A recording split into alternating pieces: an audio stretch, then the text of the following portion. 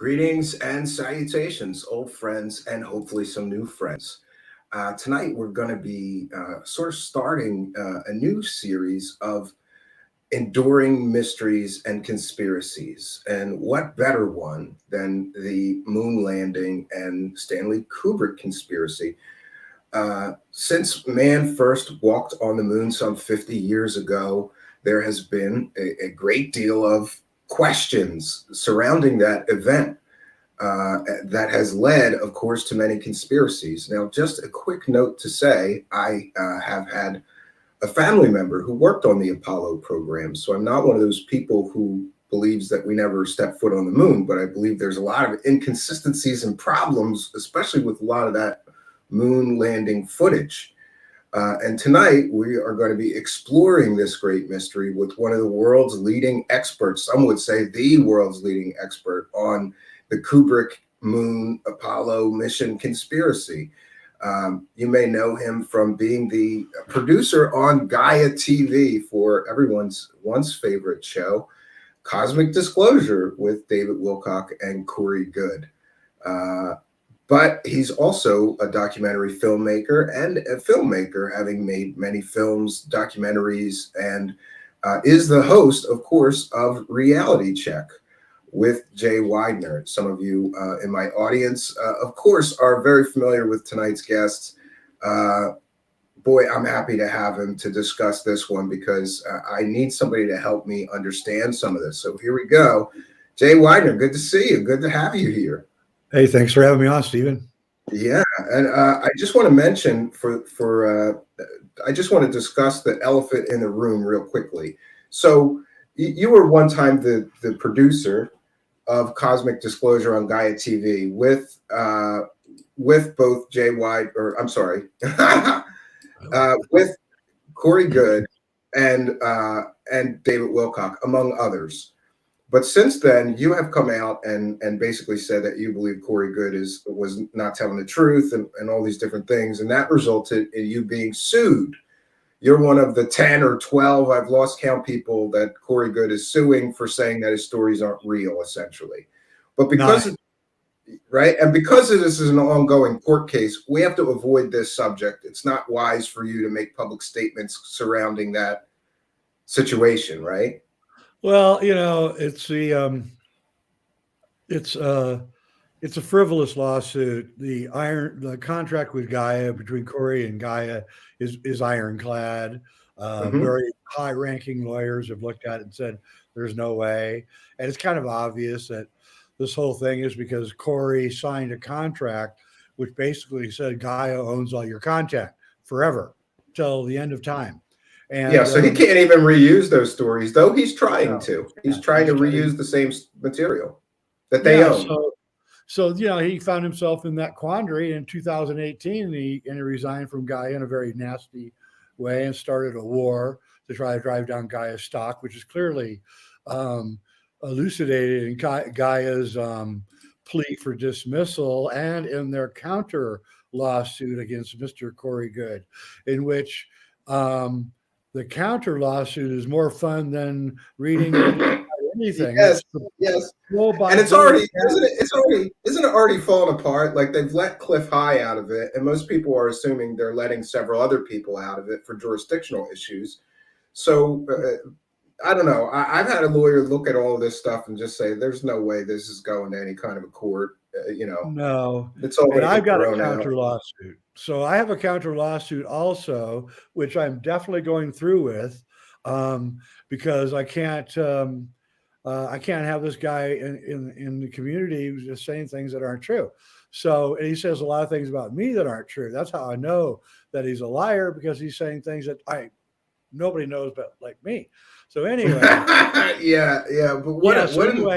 But for those that don't know, is basically essentially this guy's Buck Rogers. He's time traveled. He's been to Mars and the moon and all these different things. And anybody that says his stories aren't true ends up getting harassed, doxxed, threatened, intimidated, and sued as an attempt to try to shut them up, I guess. Yeah.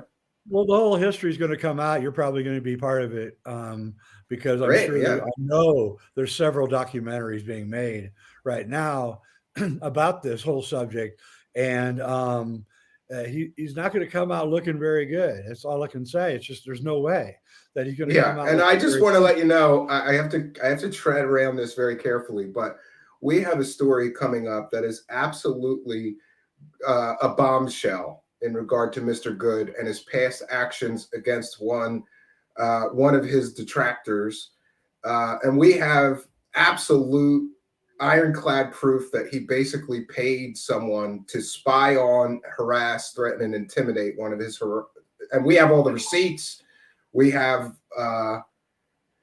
proof of everything that we're going to present, and it's going to be a devastating. I think it's going to be bigger than Doxgate, and he is not going to be able to escape from the proof that we have. We have receipts where he paid people to do things. We have a great deal of evidence. So Yeah, you've been it great. just continues to get worse. It continues to get worse for that guy. It's like watching a slow-mo. It's like watching a car accident, though. I don't want to see anybody get hurt, but you can't help but watch. You can't help but look, right, and see what happens. And also the beautiful unfolding of karma, and I think that's what's going on with both him and David Wilcock at the moment. And I think they're getting a beautiful blowback, a spiritual lesson that hopefully they'll never forget. And but I don't intend my lesson to Corey to be a spiritual lesson at all. I'm going for the juggler, so I don't care what happens to him spiritually or not. Oh no, So, yeah. And you've been great, by the way. I just want to tell you, you've been Thanks, I appreciate like it. We've a been dog covering. on the bottom of the pants, just holding on and not letting Yeah, go. I'm not letting it go until we see where this story ends. I'm going to I'm not follow either, both. by the Yeah, way. I'm going to And I'm follow not it that until afraid to its talk. conclusion. I'm not that afraid to talk about Corey. I talk about him quite openly, quite a bit. Like, I pointed out that he thinks that the word Taurus is spelled Taurus, like the sign in Zodiac, right? He doesn't. Yeah. He's so spiritually unread that he heard the word Taurus and thought it was Taurus because he can't read very well. And I guarantee I'm right on that. And he does this all the time.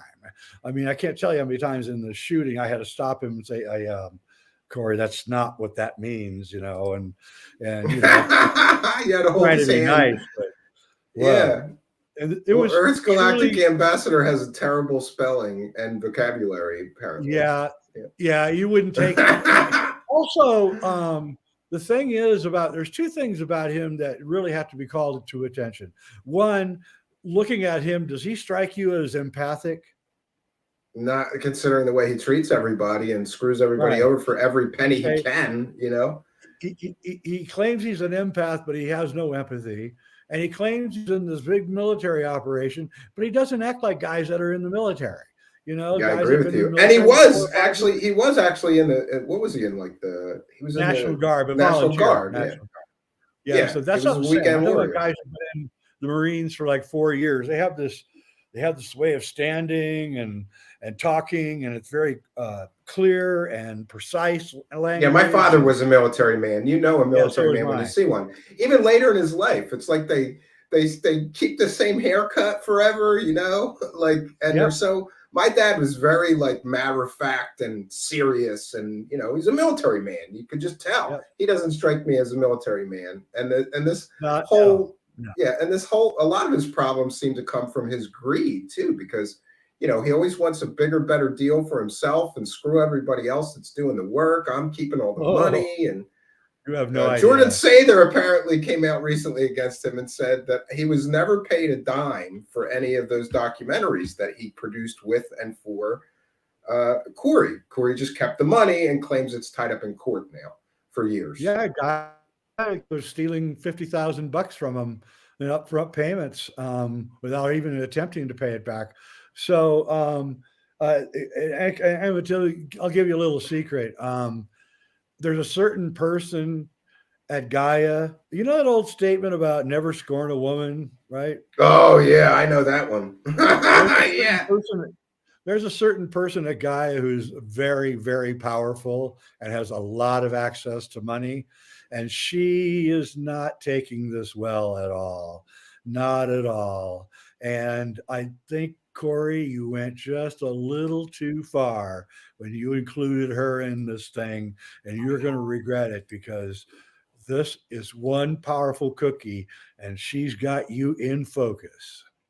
Sure, sure. Well, this is one of those. This is one of those situations, like you said. It's kind of karma. Like, all he had to do is play nice with everybody, right?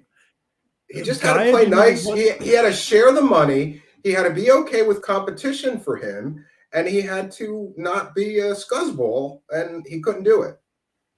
Nope, he couldn't do it. He had every chance in the world. If he'd just been nice, he'd be making a big, huge check from Gaia now every month on royalties. He would have a show on a national network, which he doesn't have anymore. He would have fame, interviews. Probably even Jimmy Church would still be interviewing him. So, oh, that guy. but yeah. But he didn't. He made the wrong. And I know all the turns he made. Okay, because I've been watching now. It was like he made the stupidest decision he could at every turn. At every turn. And one day I'll come on here and I will tell you after this is all over. Yeah, I would love. I'd love to get an exclusive here after the court case is settled. The needless screwing over of people. Mm-hmm. That's what's it's like the lawsuit. It's just frivolous activity. It just doesn't. Yeah, well, it's like that old saying. After a while, you have to go. Are all these people that he's claiming assholes really the asshole, or is he the asshole? Because it's too many. Yeah. It's his conference organizer he's suing. It's Roger Ramsour, who was his manager and his writer. He's suing. It was, people he worked with, his business partner, Leon Isaac Kennedy, who introduced him and could have gotten him Hollywood deals. He screwed that one up and screwed that guy over. He screwed you over, his former producer on Gaia. I think he was pissed off at you because you didn't do enough to stop the other secret space program guys from coming on there. He thought he should be the only guy on there. Oh no, I brought them in. That's why I was. That's what you did. Yeah. How dare you bring in new talent? I brought Jason Rice in. When I found Jason Rice, I was like this. That guy disappeared too.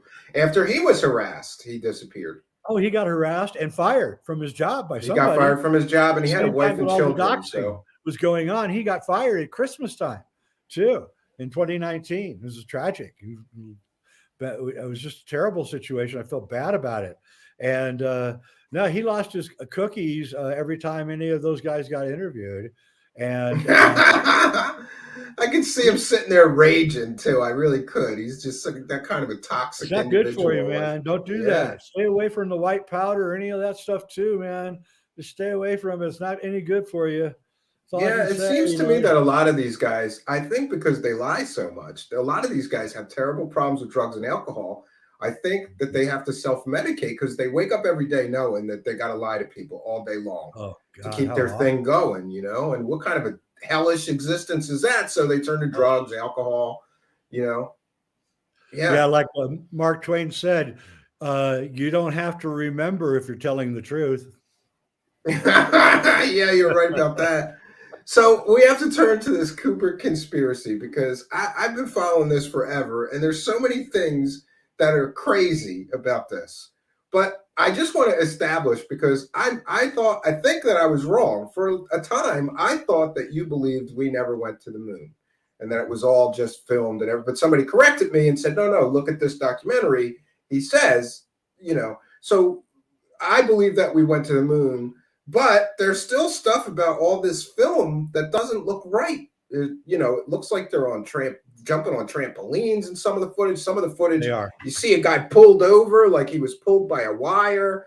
Other stuff, it looks like they're on wires doing wire work to simulate that 1/6 gravity.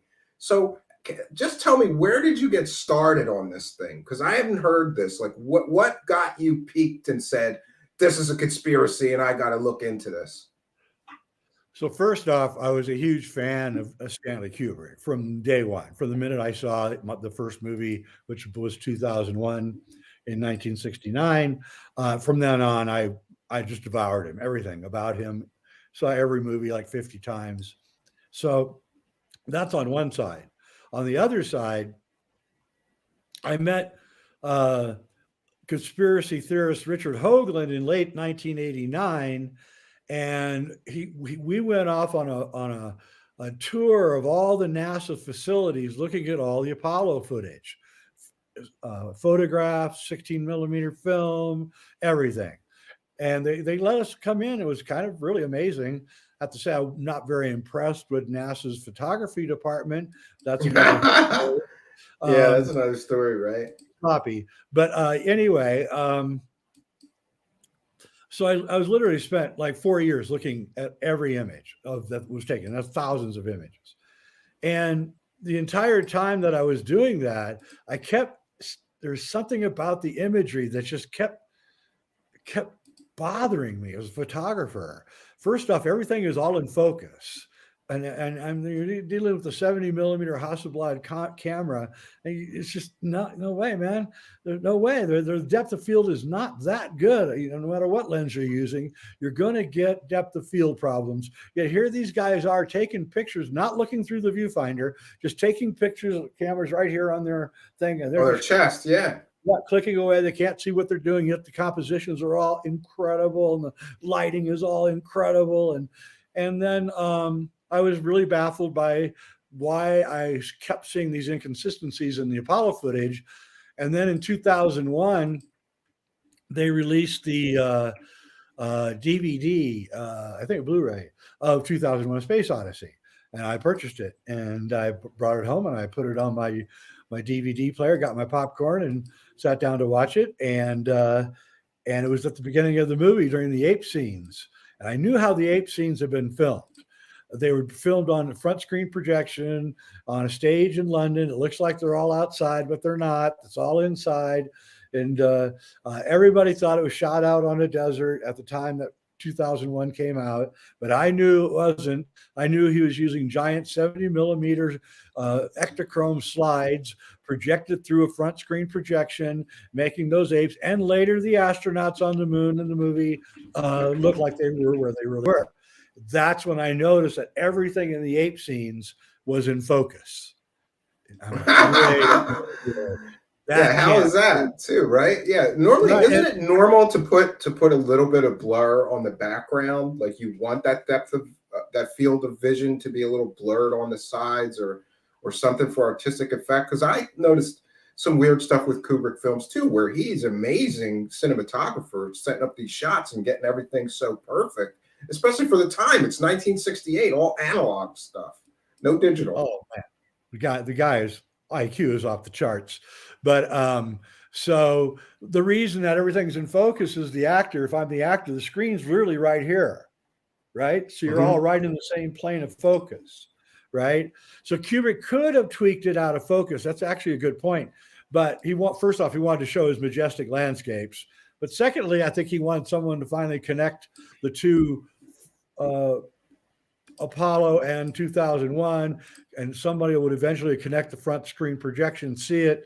And so it was a signature and a fingerprint for what he was doing. He left fingerprints all over the place as to him doing the Apollo work.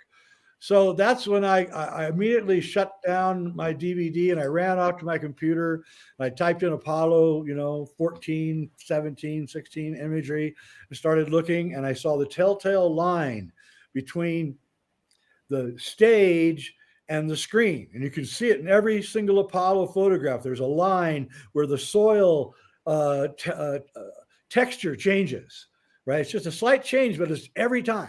And you got to dig sometimes to see it, but it's always there. It's a signature. And that's one of the signatures of front screen projection. So then I wrote an article which got up on the internet about this, and then it turned into eventually a film and everything. And then, more and more things began to drop into my evidence basket. First, I'm going to cite fair use and just show some of that ape footage because that's one of my favorite scenes from that film. So we're just citing fair use because we're educating the public about Stanley Kubrick, the moon conspiracy, and here is some of his incredible filmmaking. This is supposed to be sort of like prehistoric man, and will discover the monolith.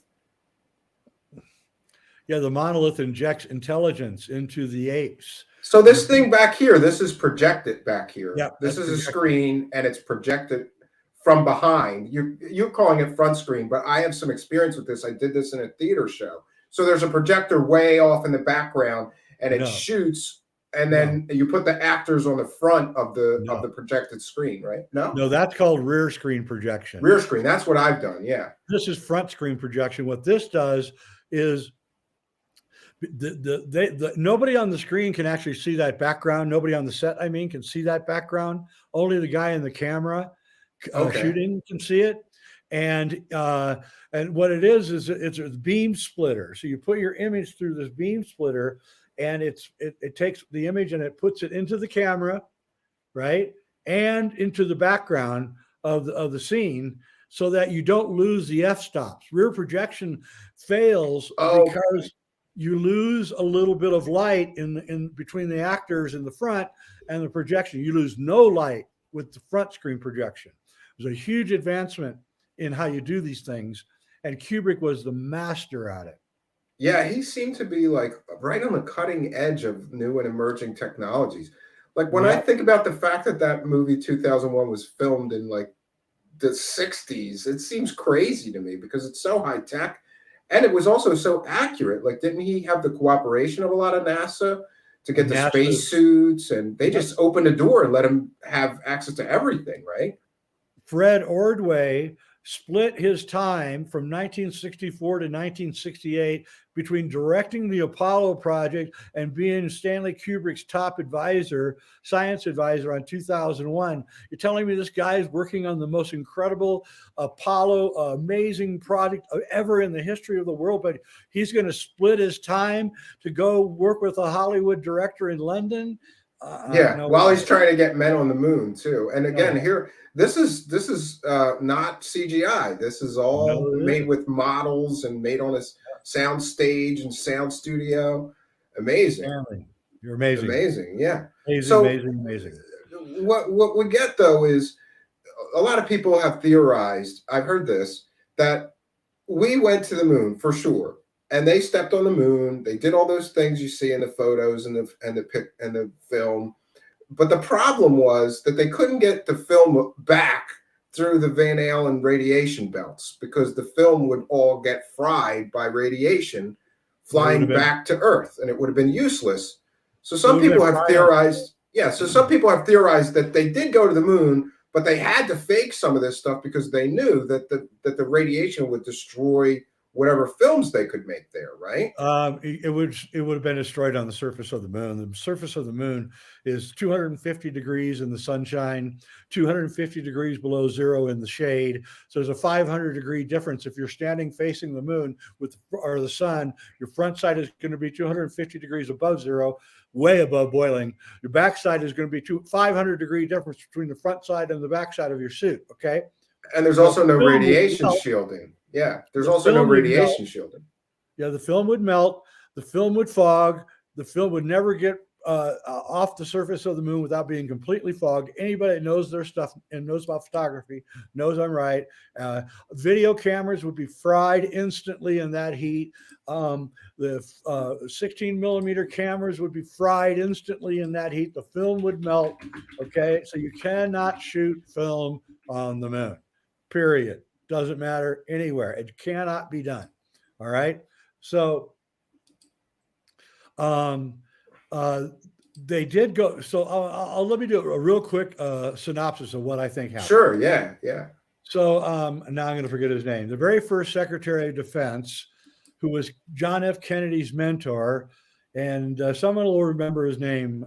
He's very famous because he jumped out of the 17th floor of Bethesda Hospital. Oh, yeah. You're talking about James Forrestal. Forrestal. Kennedy, JFK, and Forrestal went to Germany in 1945, and they toured all the secret facilities. We know this is a fact. They toured all the secret facilities that the Germans had, including their Hanabi flying saucer manufacturing facility. They were really excited by what they saw. They came back, and he became Secretary of Defense soon afterwards. They started MJ-12, which was a committee of wealthy guys to look into all of this stuff. And they started Project Paperclip, brought the Germans into the United States to work on the space program. And they began putting serious money into zero G craft. Both Tesla had worked on it before he died, and T. Townsend Brown was the main scientist who worked on it. And there's videos on YouTube of T. Townsend Brown with these flying saucers in his office, flying them around. And they fly doing that was electrogravitics, sure. Yeah, and it's interesting that all that research, people were predicting in the 1950s that we would soon have electrically powered aircraft all over Earth. That was the new big thing. All the major aircraft companies put huge amounts of team members and money and scientists working on it. And then it all just disappeared into the black world, and nobody knows what happened to it all. That's right. And what happened is that they developed a semi-secret space program with this technology. Now, Kennedy knew about this, and Forrestal knew about it, which is why Forrestal, took a dive. And they had to keep it secret. Sun Tzu's laws of war, get the high ground, i.e. the moon, and keep everything a secret, right? So Kennedy, though, knew that this technology could actually save the planet and humanity and his administration. So he force-fed what he thought was a big trick on his part by saying he wanted NASA to get to the moon by the end of the 1960s, knowing full well, because Wernher von Braun had already told him you can't get to the moon without a rocket the size of the Empire State Building, which they could not build. So Kennedy knew that they couldn't get there with standard rocketry, that they were using this other stuff, and he wanted the other to be released, but the military-industrial complex thought otherwise, and instead of Kennedy breaking the CIA into 1 million pieces, they broke his head into 1 million pieces. So yeah, a lot of people have theorized, especially in UFO circles, that Kennedy was somehow going to make some major disclosures or something like that, and the deep state and MJ-12 and everybody else said, "Oh no, you're not," and suddenly he's assassinated and under, I would just say, suspicious circumstances. Yeah. And it's it's interesting, Jay. I just heard this that. They were supposed to release all these JFK files, and Trump was the one who had to make the decision, and he decided not to. And then when asked about it from a close aide, he said, if you knew what was in those files, you would never release those files to the American people. It would change everything. And it just makes me wonder, can Trump really keep a secret, or is he going to start blabbing what really is in those files? What do you think? I think that he'd like to keep his kids alive. So, yeah. So maybe he will keep his mouth shut. They won't kill you. But as a friend of mine said, first they kill your dog, then they kill your kids, then they kill your wife, then they kill you. So, jeez, that's how it kind of works. So, when your dog gets killed, you're in trouble. That's why we know David Wilcock's not in trouble, because he still has his dog. Anyway, no, and he said he's on such a dangerous mission. That's why he needed to get a divorce, to keep his wife safe, because he's on such a dangerous mission. Telling fake stories. It's dangerous, Jay. Telling fake stories all the time. Yeah, it's interesting. It is. He's a big disappointment to me. But anyway. So to get us back on track, you think that Kennedy didn't really believe when he made that statement that they could do it? He was just kind of... Oh, no. He knew they were already doing it. Okay. The secret space program is already up there. Yeah. Yeah, they had Project Horizon was already funded. That was to deliver 1,000 Marines to the surface of the moon, to a base there, to watch the Russians and the Chinese ostensibly, right? And to also have missiles and things that you could fire at will. This is how. Yeah, the moon would be an amazing weapons platform to own. Absolutely. It's insane to think that we didn't do it. So I'll tell you a little side story. In 1994, Richard Hoagland and I got a 5-minute audience with the top investment lawyer firm in the United States. Somebody, if I told you their name, you'd instantly know who they were. And they do like 2 hours a day, a 5-minute presentation each, 12 an hour. So 24 a day they get, of people who want money, right? How good is what, tell us what your project is. So I had 2.5 minutes to explain the how the cinema would work, and he had 2.5 minutes to explain the science. So we got to this investment firm, and I just, what we proposing was that we make an IMAX movie, a 70 millimeter IMAX movie, where we launch a camera to the moon with 3D, and we, orbit the moon about 70 or 80 times until the orbit gives out. And we film constantly the entire time. And then we make like a 45-minute IMAX film called Return to the Moon, which we fly over the Apennine Mountains and over Hyginus Rill and really I high would like quality. I would like to see that. I would like to Well, see I that. got my 2.5 minutes in, and the entire room was on its feet, right? Going, wow, this is the best night ever, right? And we were there for 3 hours, right? And they were going to get a very famous producer that you would know involved. I think actually did get him involved, and everybody was really excited about it. We proved that we could build the thing for $25 million, launch it for another 10 million, that the returns would be up to 300 million. So we had all the money, and we were going to both get really filthy rich off the whole thing, and. And I was living in Seattle at the time, and I lived on Bainbridge Island, and so I was going home from whatever I was doing in Seattle, and I got on the ferry, and I saw one of the guys that was the lawyers at the firm, and he had been assigned to due diligence on our project, and he flew with Buzz Aldrin and Neil Armstrong. He was he taught them how to fly. He was their teacher. Oh, that's Really tough interesting. guy. Landed like 40 helicopter missions in saving GIs in Vietnam. Super tough Marine helicopter pilot. Anyway, I really like the guy. Anyway, so I see him in the crowd getting on the ferry. So I walk over to, hey, how's it going? He looks at me. He goes, oh, not really very good. And I go, what do you mean? And he goes, well, let's go over to. He takes me over to a part of the ferry where no one's around.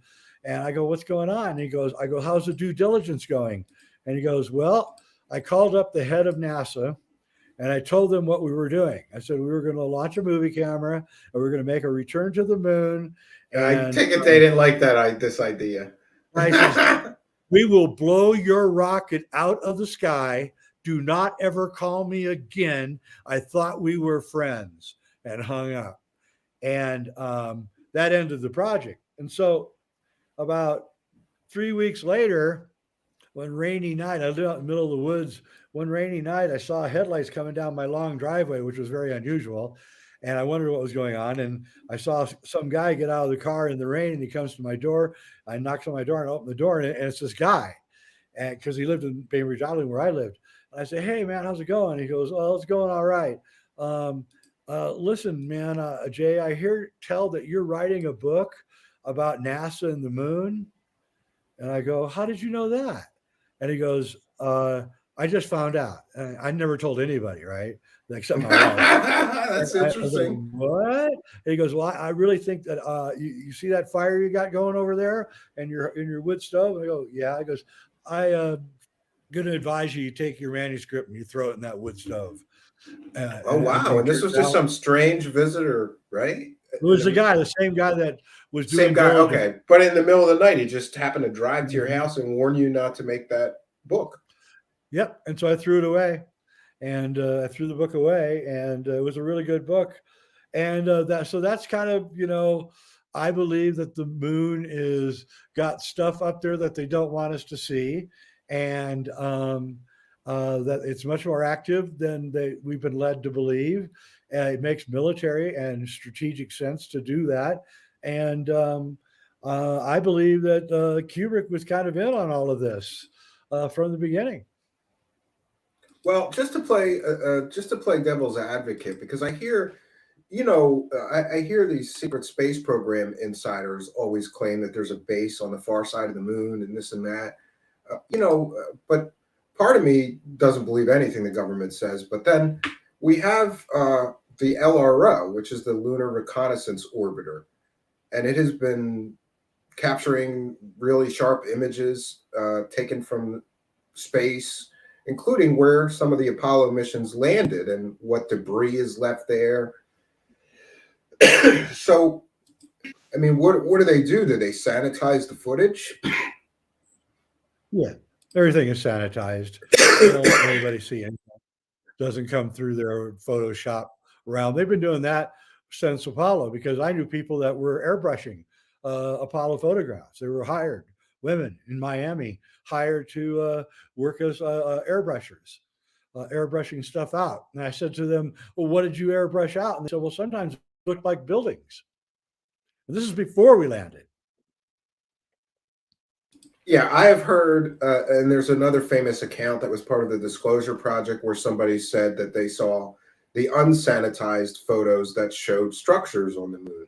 But I've always been suspect because we've also got China has a moon orbiter that has taken topography and pictures of the far side of the moon, and you can get those as well as the NASA images of a lot of the far side of the moon. And here we're sharing footage of this guy's talking, but then they're going to show some of the flyovers of where the Apollo moon missions landed, and the equipment's still there on the moon, and you can even see some of the tracks. So, but you believe that they may be sanitizing the images, airbrushing the images. They airbrush out the evidence they don't want people to see, like structures or possible bases there. If you really want to do something, because I know you're a stage magician, so I think you can appreciate this. If you really want to do something, YouTube Apollo 17 lunar rover footage, right? And you can see the edge of the set, and you can see that they get right to the edge of the set and then they stop and they don't go any further. And you can see it, and that's staged, because we have people there. They staged all that, but also the Chinese are in on it. What's happened is that there is a secret space program. I've been told by people in NASA that this is true. Forget the insiders; they're all BSers. I think mostly, for the most part. But I've talked to people that say, "Oh yeah, of course. Why wouldn't they? Of course they would." And I've heard that they brought in India, Japan, China, and Russia into this thing. The U.S. is spearheading it, but now all the other countries have been brought in, and they've all agreed to the secrecy. And so yes, we went to the moon, but they would never show us what they had, and just for national security reasons, they wouldn't show us. Yeah, and I'm going to play that Apollo 17 footage, some of the footage here. This is from the rover.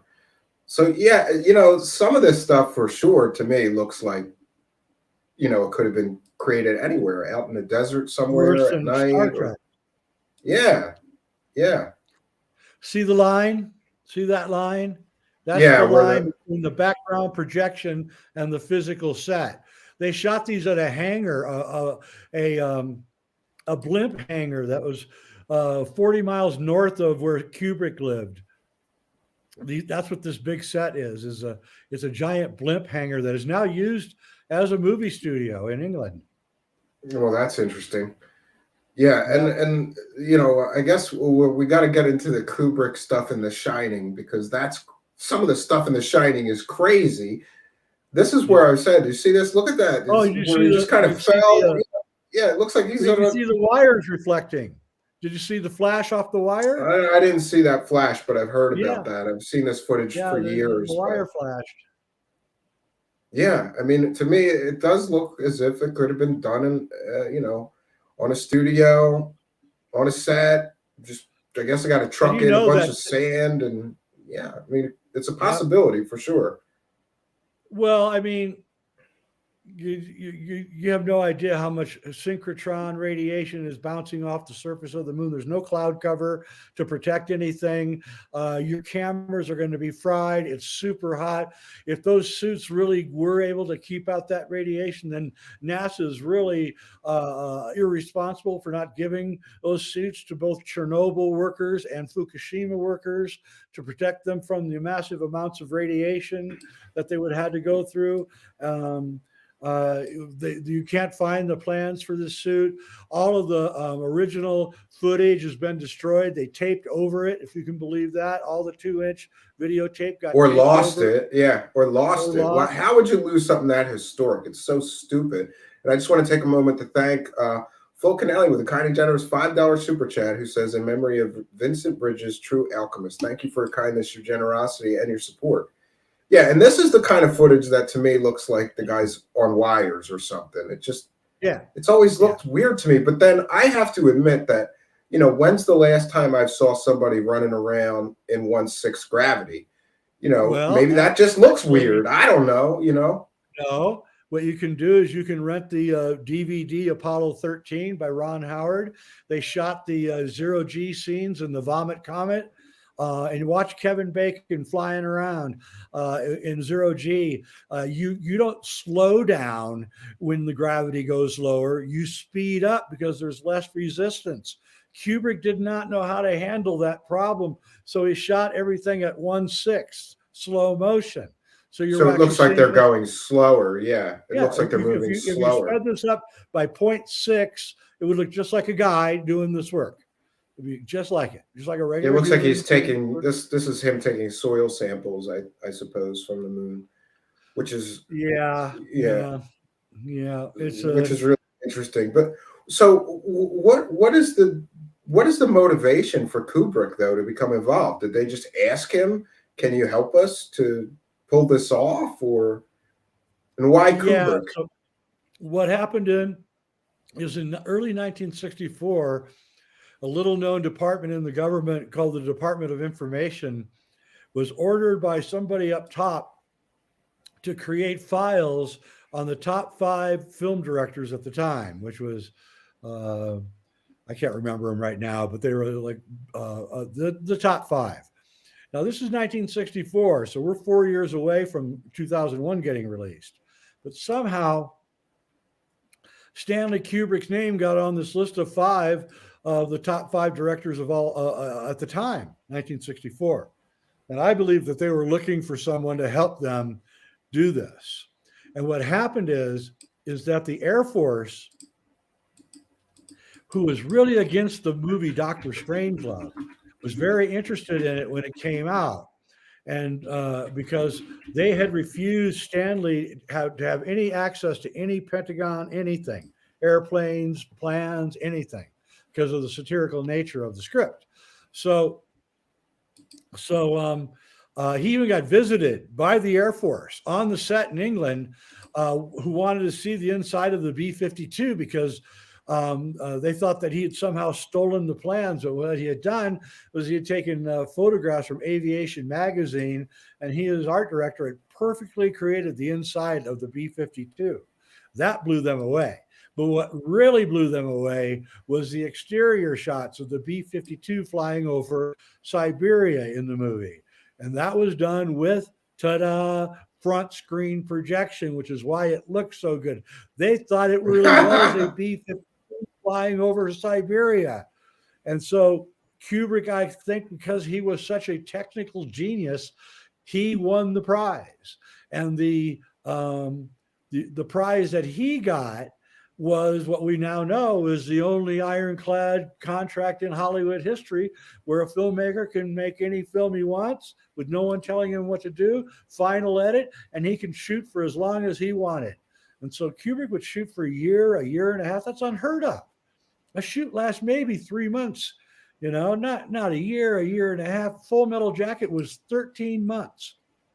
So Kubrick got this contract that nobody else has ever gotten, not even Spielberg. And outside of Eyes Wide Shut, the studios, they honored that contract. They didn't edit his films or insist on anything. And so Kubrick was able to release, controversial films like Clockwork Orange, which were rated X. People don't realize that Yeah, Clockwork yeah. Orange was Back in the rated day, X. that was a really like racy for that time, and especially Hollywood films were people were into cowboy movies, and like that was not, you didn't My do Fair something like Lady. Clockwork Orange. Yeah, it was all family films mostly, that people were making. So he was really pushing the envelope with some of the stuff that he did. So you think that the United States government found, they went through the list of all the filmmakers that they thought could really pull it off, and they picked Kubrick, and I guess started some sort of secret program with him to. But was this to hoax it, or to just provide footage so that they could share it because of the problems with bringing footage back from the moon? Yeah, they knew that they couldn't shoot footage on the moon. They knew that was impossible because of the radiation. So, and also they had to worry about, what if the astronauts got in an accident and they're dying on the moon. So, and then of course Nixon, he was president, and he's not going to let the disaster happen in his first 7 months of being president. So he had a hand, I think, in all of this too. So I think they originally shot it as insurance.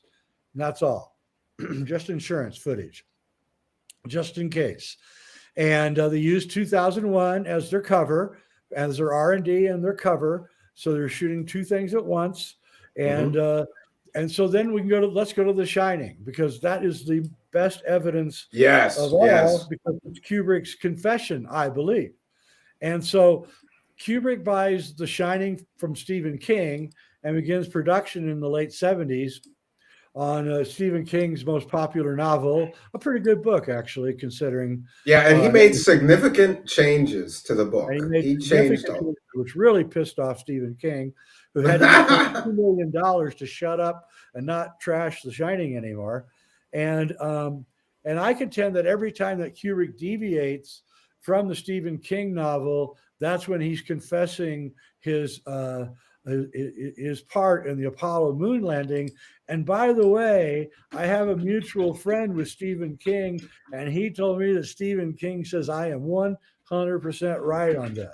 It's the only explanation which explains everything in this dang movie and why Kubrick changed it. Literally, Kubrick faked the making of The Shining in order to show that he was involved in the faking of the Apollo moon landing. Delicious. So anyway, in the movie, not much really happens. They stick pretty close to the movie, all the way up until about an hour in the movie, when little Danny is playing with his trucks in the hallway. And again, I bought in the DVD, and I was watching this movie about 2002, maybe 2003. And I saw this scene I'm describing, that scene right there where Danny's playing with his trucks on the floor.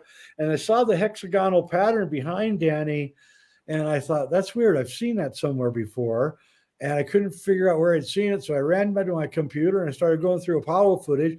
And there was a landing pad 39A. And even complete with the driveway going the same way. And it's hexagonal. And I thought, well, that's weird. Wonder why he would choose, a 39A launch pad design.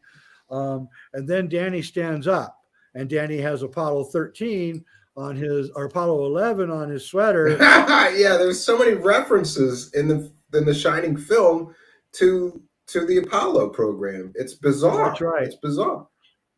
It is. But and then again, to play the devil's advocate, part of me thought, well, maybe it was just because the moon landing just happened, so everybody, sort of the collective consciousness, had it. But I think there's too many weird things, similarities. So you're saying that the carpet, and many people have said this, is sort of pointing to the landing pad that the Apollo left from, right? Yeah, and then his sweater has a rocket taking off, and it says Apollo 11 on it. Yeah, that's a clue. That might be a clue, right? Yeah, and then he travels down to room 237, which was 217 in the book, not 237. So why did he change it to 237? Because at the time of his faking the Apollo moon landings, it was thought that the mean distance from the Earth to the moon was 237,000 miles an hour. Yeah, 238, but at that time it was 237. So anyway, one of the other scenes in the movie, which is not in the book, is Shelley Duvall comes into where Jack Nicholson is writing his book and says, I just want to know how it's going. And Jack says, when I'm in this room, when you hear that going? We're not allowed in this room. I'm working. Stay out. Now get out of here. Right. And so we have a setup where Jack Nicholson is working on a secret art project that he doesn't want his wife to find out about. Later, however, Shelley Duvall in the middle of the night steals away and to steal a look at the book that Jack is writing. And when she opens up the manuscript and looks, she sees that it's the same sentence written over and over: all work and no play makes Jack a dull boy. Well, in this moment, I looked at the word all, and I realized that the font type, the L's were just like ones, like the number one. And then I looked at it, I said, oh, it's saying A11 work and no play makes Jack, and clearly Jack is Stanley in the movie, a dull boy. Apollo 11 work and no play makes Jack a dull boy. 2 references to Apollo 11 in the movie. That's bizarre. Yeah, absolutely bizarre. And is that where that's not where the expression "all work and no play" came from, right? That existed before that. No, he took okay. No, he just took that and used it. Yeah, I was going to say. I'm always interested in where language things like that come from. If I can find, So then Shelley Duvall, Jack Nicholson comes out of the shadows and asks Shelley how she likes the book. And she's like all freaked out. And she says, we have to go. And then Jack really lowers the boom. He says, do you have any idea what a contract is? Do you know what my employers would do to me if I quit now?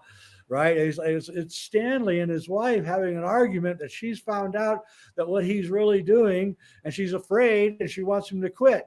And in the book, the 2 sisters are not twins. The 2 sisters that the previous caretaker. Yeah, I remember that. Twins. Kubrick made them into twins. Why? Because the previous program before Apollo was Gemini. That's sure. why Kubrick changed them into twins. So obvious. So the overlook is the United States. It's the middle of the Cold War. In other words, it's snowing outside. Kubrick, the Apollo moon landings are using equipment taken from the summer of 42, i.e. the Germans, and that's why they're watching Summer of 42 in the movie. And in the end, Kubrick, I think, had to must have told someone that he was working on, and that person died. I think that's the whole scene with Halloran going back to the hotel. In the movie, he lives and frees Danny and the mom, but in the movie, he dies by Jack's hand, which isn't in the movie or in the book. It's not in the book, yeah. No, it doesn't make any sense. If he's psychic, how come he didn't see Jack down the hallway? The guy's coming to kill him, yeah. Psychic, right? It doesn't make any sense. So, and at the very end of the movie, they dolly into the photograph, and there's Jack from 1927, and he's got a note in his hand, and a guy behind him is grabbing the note and trying to get it, hide it. And you're like, well, what is that all about? And it's like, well, if Jack Nicholson is playing Stanley Kubrick, and Stanley Kubrick has a secret note in his hand, there's a guy behind him doesn't want you to know what's in that note. It has nothing else to do with anything in The Shining. It would only have to do if I'm right. So anyway. This is interesting. And people should know also that Kubrick was a genius, and by any standards, he was a genius. But one of the things that he did for fun was work on super advanced math equations. And there's whole websites that talk about the codes. He puts codes in every film he makes. He puts weird numerical things in that don't make sense unless you understand certain math equations. He uses sacred geometry to compose some of his shots. There's all of this. It's not just The Shining that he did this with. He puts weird coded messages inside all of his movies, including there's a first one that he made that's called something like, it was a 17-minute documentary film. The first film he ever made was the story of a boxing person. I think it's it was a great movie, great documentary. The boxing day or something. Day of the fight, yeah. And he puts a lot of weird math stuff in that in some of the shots, like using certain numbered streets in with the filming that means this or that. even right from the very beginning, when he was just making a documentary film, he's putting all kinds of weird coded messages into the work that he does. So it's bizarre. It's because he was a chess champion, so he was putting like layers and meaning into it. There's a filmmaker. I don't know where he lives. And if you're around, contact me because I'd like to show people your film. But what he did was he split the screen, and he started The Shining backwards, and he started The Shining forward. And so you're watching it going backwards, and you're watching it going forward at the same time. And there's some weird thing with that. Yeah, I've heard about this. Every time that, like, if Jack Nicholson is running down the hallway at the beginning of the movie, he's running down the same hallway at the same exact time. It's just at the end. Yeah, I've seen this. I'm gonna take that film and do that, and we'll do a whole nother show on that, because that's really another interesting, just bizarro thing. But some people in the live chat have mentioned that Kubrick admitted that he was involved in this, and that's what caused him to become an alcoholic and things like that. Can you give us some insight into what has Kubrick said about all of this stuff? Well, he's been very coy, and he didn't give any interviews. There is, of course, you could probably put it up on your computer. I'm pretty sure it's free. It was a Mad Magazine TV show in the 1990s with George Carlin. George, who's the famous comedian? George Carlin, and blatantly saying that Kubrick did it in like 1995. It's on national TV. And he's blatantly said, "Oh yeah, Stanley Kubrick did the moon landings." And I found it already. This is bizarre too, because it's like it is so bizarre. It's like themed from children's stuff, like a children's television show, and they're teaching the kids about the moon landing conspiracy. It's so weird. Yeah, we'll share some of that because it's a short video, and we're going to cite fair use once again as we do this. This is George Carlin from Mad Magazine. Man. And one giant lie to mankind. Hello, everybody. Hello. Hi, Ticket Taker Sam. Sam's been riding the rails ever since mean old Microsoft stole his formula for Windows 95. Hey, Sam, I hear you've got a story for the kids. I sure do, Miss Janet. It's a real whiz banger.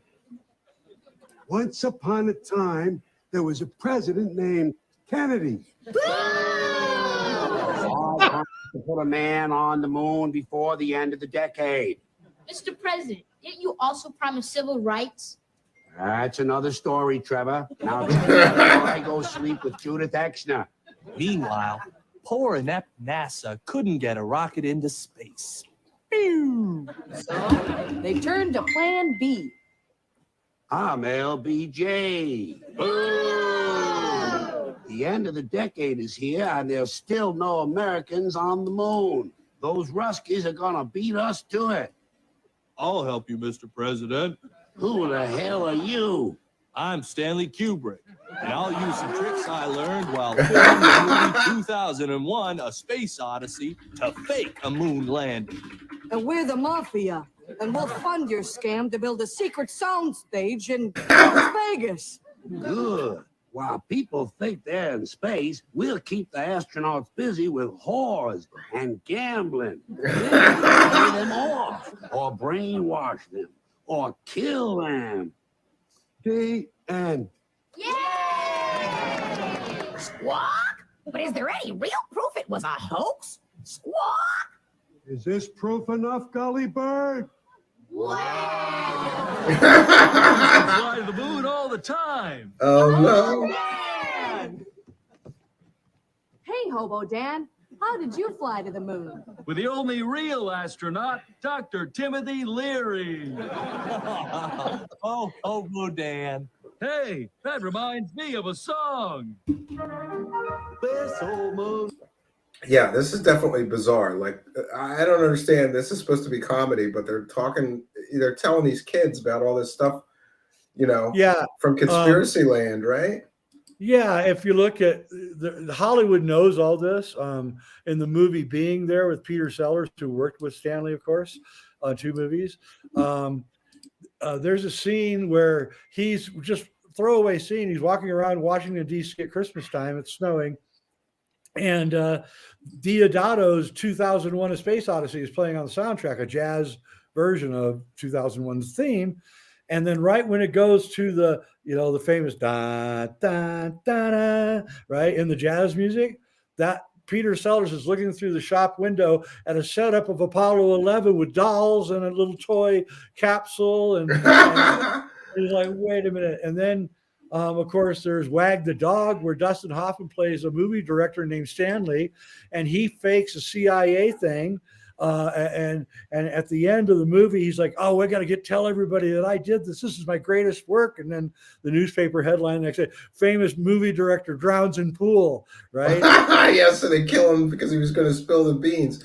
There's one other thing that I wanted to ask you about as far as moon conspiracies, and this is important to me because so many conspiracies come back to the Freemasons, and we found this. Actually, Spooky found this, and this talks about. Among the stars, Freemason astronauts. And there's so many of them that were Freemasons. It's like you had to be a Freemason to get in the program. Look at this, 33-degree Freemason. Yep. Extraordinary journey and as a Freemason. So Buzz Aldrin's a Freemason. John Glenn Jr., he's 33-degree. That's the highest level, right? And we have Don Eisel, Virgil Gruss Gissem. These are people that worked on the Apollo program. So many of them, and there's Masonic symbology in a lot of the materials and even the patches and things that they did, right? Yep. It was just like the Manhattan Project. You had to be a Freemason to be able to be on the Manhattan Project. So apparently in those days, that's what you had to do. And, in Freemasonry, if you betray your brothers, they can kill you 7 ways from Sunday. And you've agreed to not betray your brothers, so it's kind of a perfect system in a lot of ways.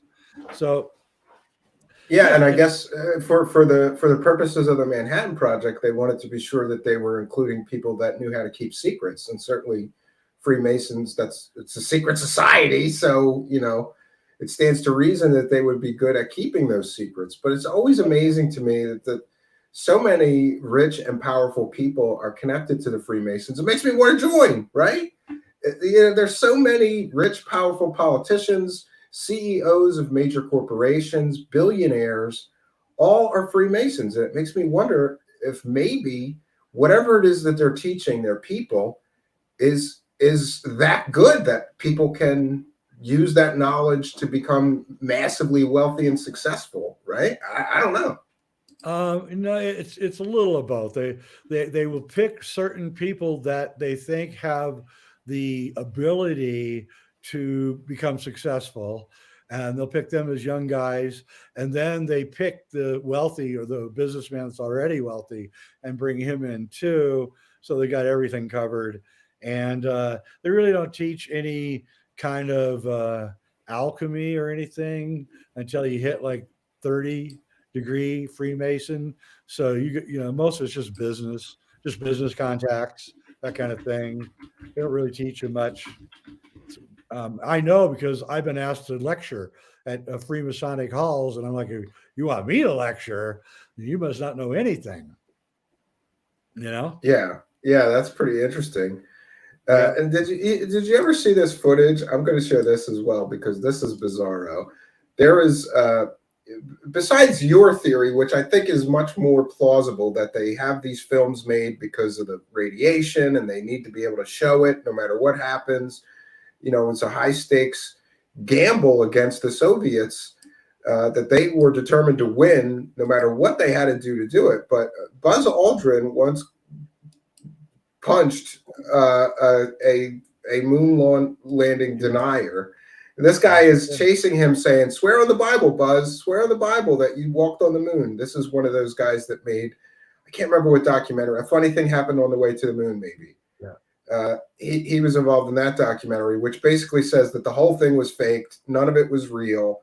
So he routinely goes and harasses in public, wherever he can, people who were on the moon. He puts a Bible in their face and says, "Swear on this that you walked on the moon." And understandably, Buzz gets a little upset, but then he punches the guy. He punches the guy. And then later that guy sued him and everything, which is interesting because he started, if you ask me, if you're in the guy's face and you're harassing him, like you're asking to get knocked out, right? And it's, you know, Buzz, old military man, look at him. He's not messing. Look, just knocked him out. Dropped him. Just try. Here we go. We're going to see it again. He's like, look, I'm going to knock you out, buddy. Get out of here. He's a big guy. He's a big dude. He punches him right in his face. It's so funny. And that dude's like, oh, I just got punched in the face by Buzz Aldrin. Oh, look at that. Oh. We need the sound. This is bizarro, right? But Buzz Aldrin, he's also made where he goes to Edgar Mitchell's house with the Bible.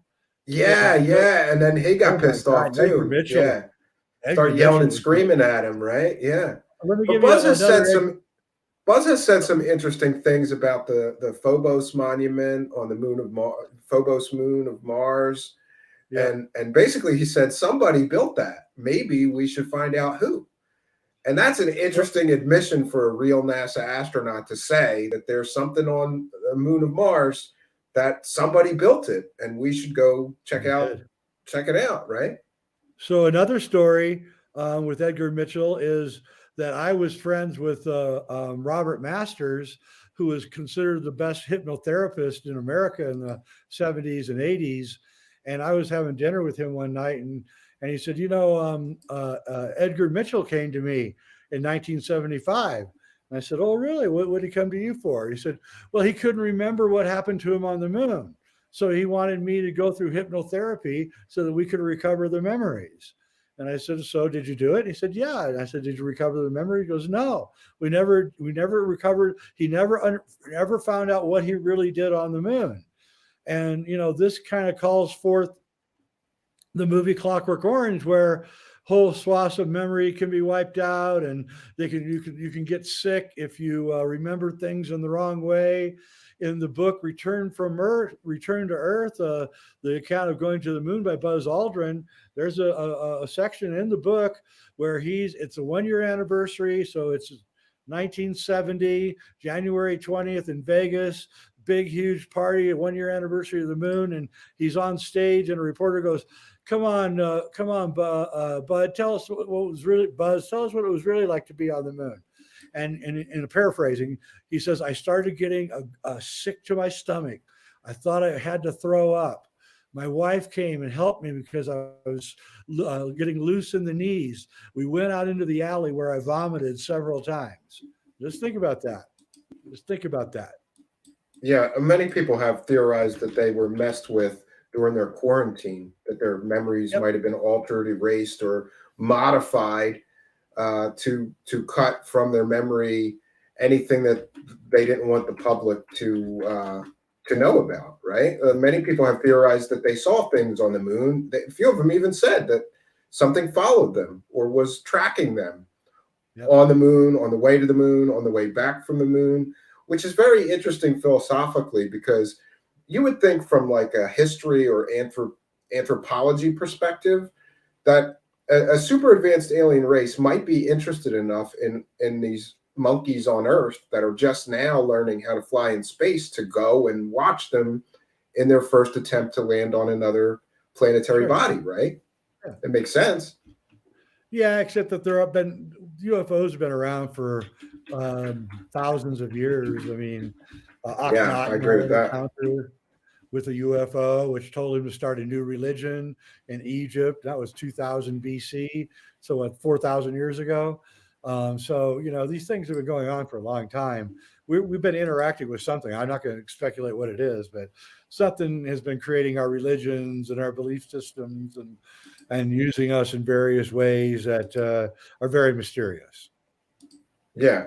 And you've been covering a lot of this stuff for a long time. So I'll trust your judgment on that. I mean, some of the ancient alien stuff, I think, is mistranslations or like, you know, embellishments over mythology. You never know. But it is true that there's so many documented cases of flying objects in the sky in antiquity. And we've all seen those pictures of like flying saucers in Catholic and Christian art from the Renaissance. That makes no sense to me. Why would they just put a flying saucer there with Mary and Jesus, right?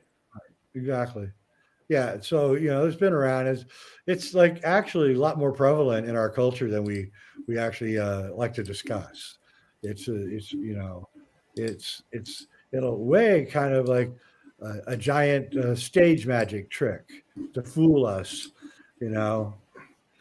Yeah, and here we're sharing some of the original Apollo 11 moon landing, the original films, or this from, I guess this is from the stuff that was broadcast back to Earth during the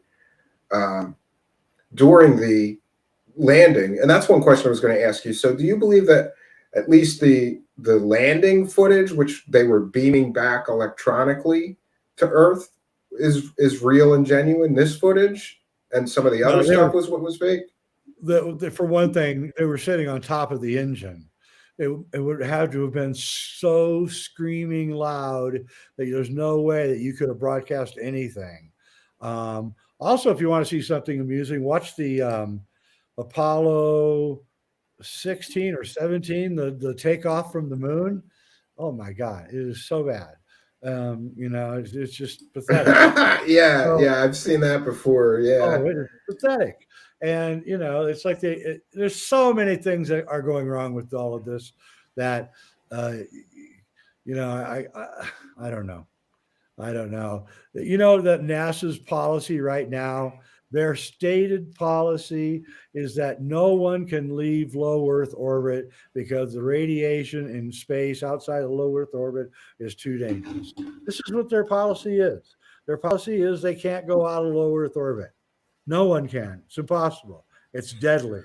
Yeah, people have made that argument against the moon landings, that the Van Allen belt would have, been deadly, but those things were flying tin cans. They weren't very substantial or sturdy, but they did have the gold shielding to, I suppose, stop the radiation. But most experts or science people that I've talked to about that said that you could get through the Van Allen belt and get back, but you're probably going to get early cancers at the very least, or something like that. Yeah, they haven't.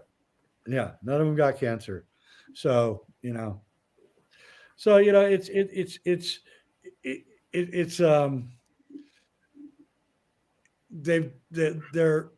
their own science says that they didn't do it. That's what's so painful about all this. Yeah, it's tantalizing. And one thing I'll say too is I was at the National Space Museum and saw one of the Apollo 11 landers, which we're seeing on the screen right now. And, it's an open museum. It wasn't roped off. You could touch it, the outside of it. And I remember touching it and feeling it and being just shocked and amazed that this thing we're looking at now that men landed on the moon with is like super thin sheet metal.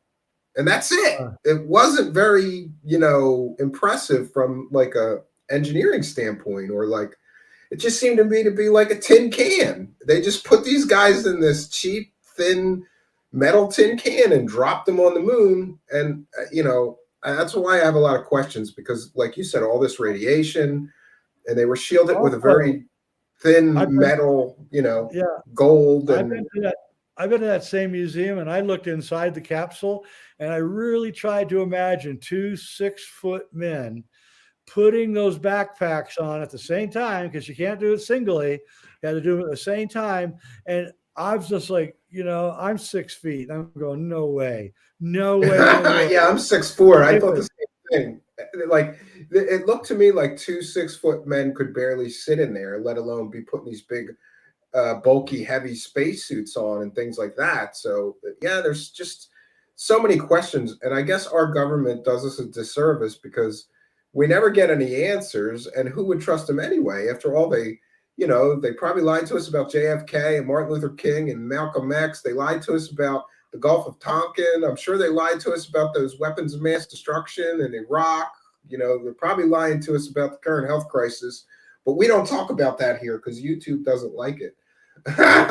So having caught them lying so many times, I can understand where these conspiracies come from and where people just simply don't trust what they say.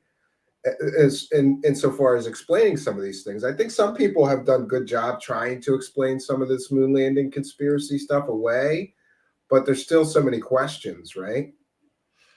Well, I got on Art Bell with Stanton Friedman as he arguing that we did go to the moon. Me saying well, I don't say we didn't go to the moon, but saying what we saw was fake. And it was probably one of the most epic times of my life because Art Bell was on Stanton Friedman's side at the beginning. He was on my side at the end. Oh, that's interesting. He and I were ganging up on Stanton Friedman. It was great. And I don't remember that specific episode, but having watched pretty much every Art Bell show ever, I'm sure that I had seen that. Yeah, so here is the descent. This is just bizarro. It really looks, like something from 2001: A Space Odyssey. it looks like that. Yeah, it looks very suspicious to me. And the other thing that I wanted to talk to you about is that the original plan was the moon by 1969, and I believe it was supposed to be Mars by 1979. Right. And it just seems to me that these politicians are all weak and ineffectual. Like, Obama said, we're going back to the moon, and then we never did. And I think Reagan said we were going back to the moon. The Bushes said we're going back to the moon. But for some reason, we never seem to make it back there. And it seems to me that there's some weird situation here in that this is the first time in the history of the world that something that we could do in 1969, we somehow can't do 50 years later. Can we talk about some of that? Like, because there's all those conspiracies that maybe there's aliens on the moon and we're not supposed to go there, or there's some sort of alien wreckage or artifacts. Again, Kubrick with these monoliths, right? Maybe there's something there that we're not supposed to know about. Why have we been doing nothing but low Earth orbit for 50 years now? It's too dangerous to go out there. It's always been too dangerous. That's why I know we didn't, unless you go quickly. I'll put a caveat on that. So if these saucer craft that they have can get to the moon in like 5 hours, then you're not getting baked by the radiation. If you can get through the Van Allen belts in 20 minutes or 5 minutes or 2 minutes or a minute, then you're not going to get hit by it. So it really depends on how fast you go through it. Also, I think that the secret space program's base is located in Antarctica. Therefore, you would never have to go through the Van Allen belts because they don't go through the poles. They stay around the equator.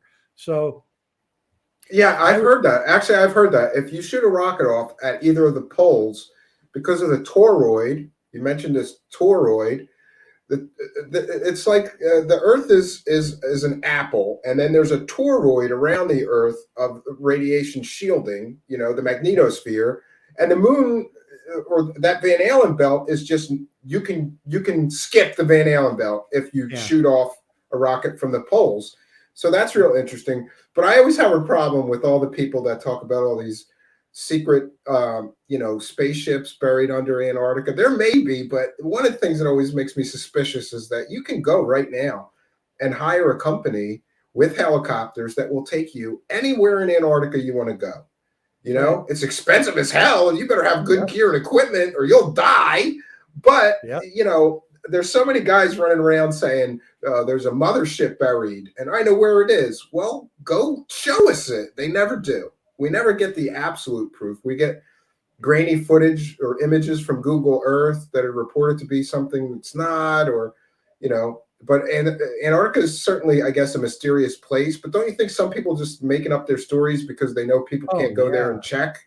Can't go check, right? So the whole flat earther guys say you can't go to Antarctica, and I'm like, oh, wait a minute, I know people who have gone there. What are you talking about? Yeah, me too. Yeah, I know a research scientist. I know a research scientist. If you can get to Christchurch, New Zealand, it's $50,000 to fly you to the South Pole and back, round trip. So you can go there. You can stay there for a few weeks. There's a hotel there that you can stay at. You can fly around, you can walk around, you can hike. Nobody cares. Nobody's going to stop you. And so I don't understand any of that either. It's like, why are you saying all this stuff? And a quick Google search will show you that you can positively go to Antarctica. So I don't know. Yeah, I mean, it's definitely like a mysterious place. So, and there's all those conspiracy theories about the Nazis going there and bases there and all this other stuff, but we never get any actual proof of that. It's always these guys that are telling the stories that claim that, or less than credible researchers. And some of those less than credible researchers have these sources that tell them exactly where whatever they're talking about is, down to GPS coordinates, but they somehow never get any, evidence that what they're saying is real. And if you check those GPS coordinates, it's most likely nothing but ice and mountains there, or snow. Yeah, some of that could be cleaned up. I don't know, but there probably is a lot of stuff archaeologically. It's got to be a pretty important area because it hasn't been spoiled by mankind. So our digs should be really, pristine. Yeah, that's why they do all the Earth atmosphere research there, because right. they pull ice core samples. That's what a friend of my family, he was a research scientist there, and he was pulling ice core samples all day long. And they look at like what the Earth's atmosphere, somehow they know from these ice samples that they pull from, hundreds of feet down into the ice. They know that, that was from 100,000 years ago. And that's crazy. Yeah. But it's interesting. And some of this footage, of course, looks crappy, but some of this footage, you go, well, given the conditions that they had to record it under, of course it's going to look crappy. And other, like, this looks great to me. It looks genuine, but who knows, Yeah, since I've never been there, I can't really tell you. Yeah, and they lost so much of the footage. I love how they lost so much of the footage. Yeah, it's like Columbus throwing all of his drawings of him landing, in America. Did you think that this might have been important for history's sake, that you should have preserved this? Like, how do they lose that footage that important? It doesn't make any sense to me. They can't explain it. Yeah, so sometimes these conspiracy theories are caused by our own government doing stupid stuff like losing super important footage, right? Like, And they recorded over it. They didn't have enough videotape, so they had to record over it. Yeah, the multi-billion-dollar budget, but they can't buy some new tapes. They got to record over. Yeah, it's like recording over your wife's wedding VHS tape or something, right? Like, peeing. Sorry, honey, I needed a tape, right? And can you tell us a little bit more about your documentary that follows all of this that we've been talking about tonight? Because I want people to check it out. Yeah, it's called Kubrick's Odyssey. I did two of them, actually. One was on the moon landing, and the other was on the idea that the film 2001, A Space Odyssey, is a work of alchemy, which I believe it is. And the first one covers a lot of what we talked about tonight. And the second one is very esoteric and goes into the Kabbalah and the Tarot and how Kubrick was using all these mystical art forms to try to create a film which created a transformative moment in the viewer.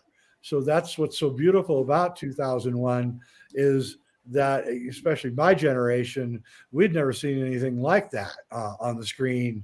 And we were transformed by the movie. And so I actually consider the second one more important than the first one because of because it's such a great art form. And Kubrick said something. You're an ex-stage musician. Kubrick once said something that it bears repeating, because he said cinema is a bastard art. It takes its music from classical music. It takes its showiness from theater and the acting from theater. It takes from photography. It takes from all these different art forms and kind of puts them all together into another singular type of art form. But he said, but there's one art form that movies are bastardizing that no one ever mentions, and that is stage magic. Yeah, we do that too. Yeah, we steal from everything. And also, it's interesting, people don't realize but brand new technology always gets used by stage magicians before anyone else. Like, we used electricity before anybody even knew what it was to do tricks. And we've used holography before people knew what holograms were. We're always on the forefront of like, where's this new?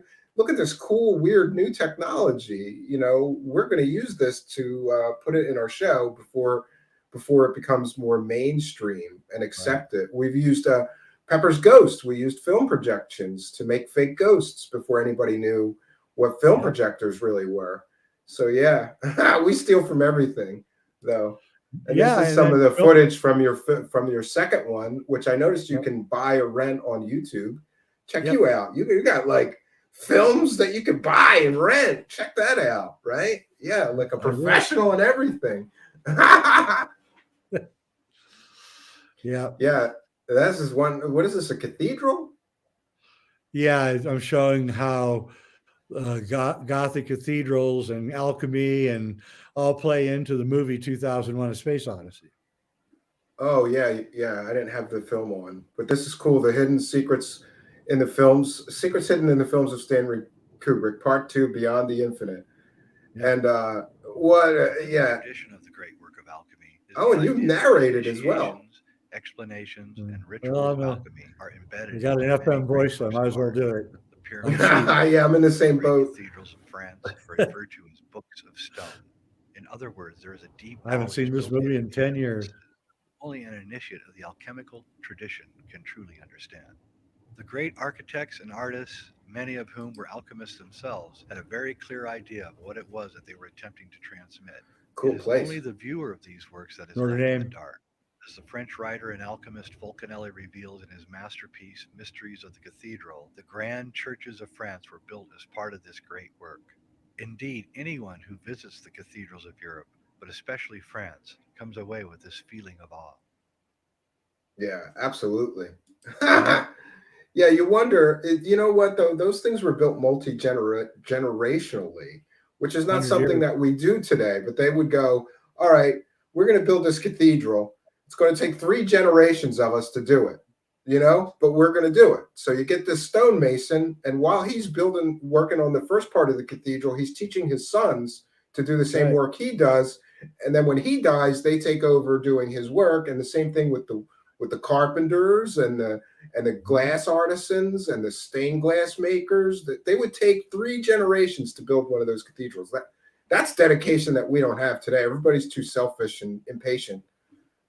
No, but just like NASA creating this project that pushed forward technology and the community and everything, so did the cathedral building. Went from peasants that couldn't read and write and do arithmetic to people that were doing incredible geometry and incredibly precise woodwork and stonemasonry and making glass. And so just having a cathedral being built in your town brings all this knowledge and education and advancement to the area. And, this is why the Templars were funding all of this. They were trying to advance Europe, trying to take Europe out of these dark ages and moving them into an era which preceded the Renaissance and the Reformation.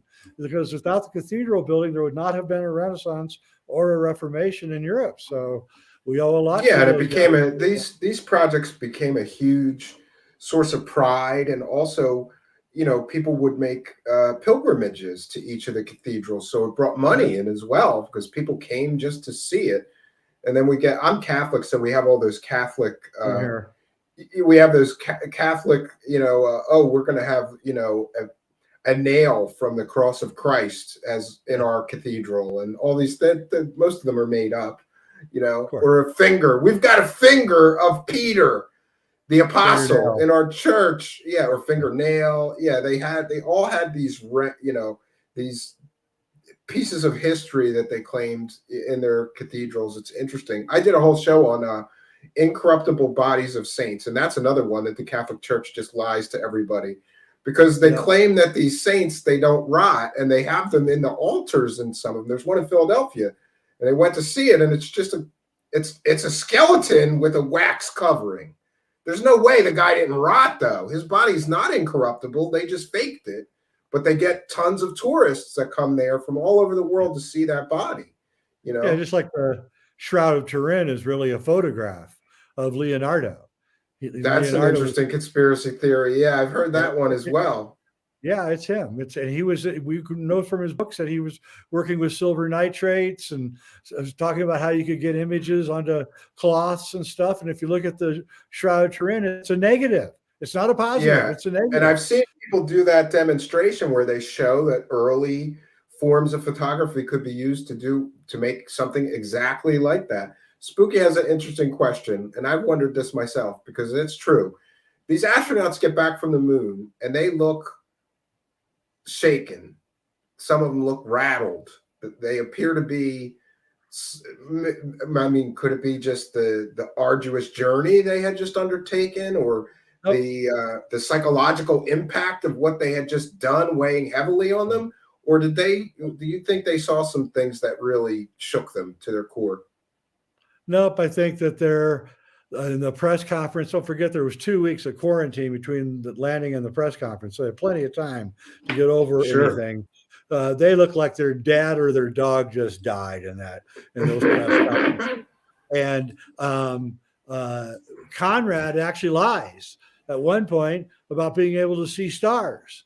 He says that you can't see stars in orbit. And later, which is ridiculous because one of the ways that the capsule was able to navigate is they had these side cameras which were using stars as navigation. So if you can't see stars and the camera can't see stars, how are you navigating? And so there's just so many holes in the story, man. It actually gets kind of irritating. Yeah, and Pick says that Armstrong went completely undercover private upon his return. His friends say he was terribly depressed by the government's treatment of him. But I had also heard that each of the astronauts that walked on the moon, they kind of knew, like, that is the highlight of my life. I'm never going to do anything bigger or more important than that. So maybe that could be depressing as well. But we have just a little bit more time. So if you have comments or questions for Jay Weidner, please put them in all caps. We'll see if we can't get him to. If you're okay with that, answering a few questions from the live audience. Yeah, that's fine. And we'll try to wrap things up. Yeah, we'll try to wrap things up here shortly. And Pick says Armstrong supposedly said there were several ships on the rim of tranquility. I have heard that. Yeah, that they saw some kind of alien spacecrafts there. And Buzz Aldrin said they were followed by a UFO. That's firsthand account. The Armstrong is at least third or fourth hand account. So I can't. Somebody said they heard him say it at a party, and then they told somebody else, and somebody else told somebody else. But so third or fourth hand. Yeah. However, there is probably stuff up on the moon. It's been there for 4 billion years, and I mean, who knows what's up there? I mean, NASA's mission was not to get people out into space. Their mission was to search the solar system for alien artifacts. It's in their mission. Yeah. Well, here's a good question, and I don't want to put you on the spot, so you can be as diplomatically as possible. Pick says, Jay, thanks for being here. Question: with respect, why should we think Emery Smith is any better than Wilcock or Good? Why is he still on Gaia? His claims seem pretty outlandish. We've covered a lot of those. He claimed to be an astronaut. Turns out he wasn't. He claimed to be a NASA astronaut, among other claims. Yeah, as a person, I really like Emery much more than I like. I like him as much as I dislike Kari and David. He's a really sweet guy, and he's very knowledgeable, especially on alternative medicine. But he's also done some pretty schmucky things here in the last year, which have really made me rethink him. And these things were so schmucky that I've even called Gaia out on why they're continuing this. So that's all. And I mean, that wasn't you. You didn't really have a part in the decision. After Corey and David left that show, you kind of left as well, right? Like, and then they put Emery in charge of it, right? Yeah, or as the host. I produced Emery's first couple, like 5 programs that he did. But at that point, I was asking the leaders a guy that I wanted out of the whole thing. I didn't want anything to do with anything that had anything to do with the secret space program. And I still don't want anything to do with it. So, yeah. No. Well, I believe there's a secret space program, but I don't think it's anything like these so-called whistleblowers describe. I mean, one can look to the X-37B. Just look that up. There's your secret space program. that thing is a CIA space shuttle that's unmanned and spends literally years in Earth orbit. Nobody knows what it's doing up there. That's a secret space program in and of itself.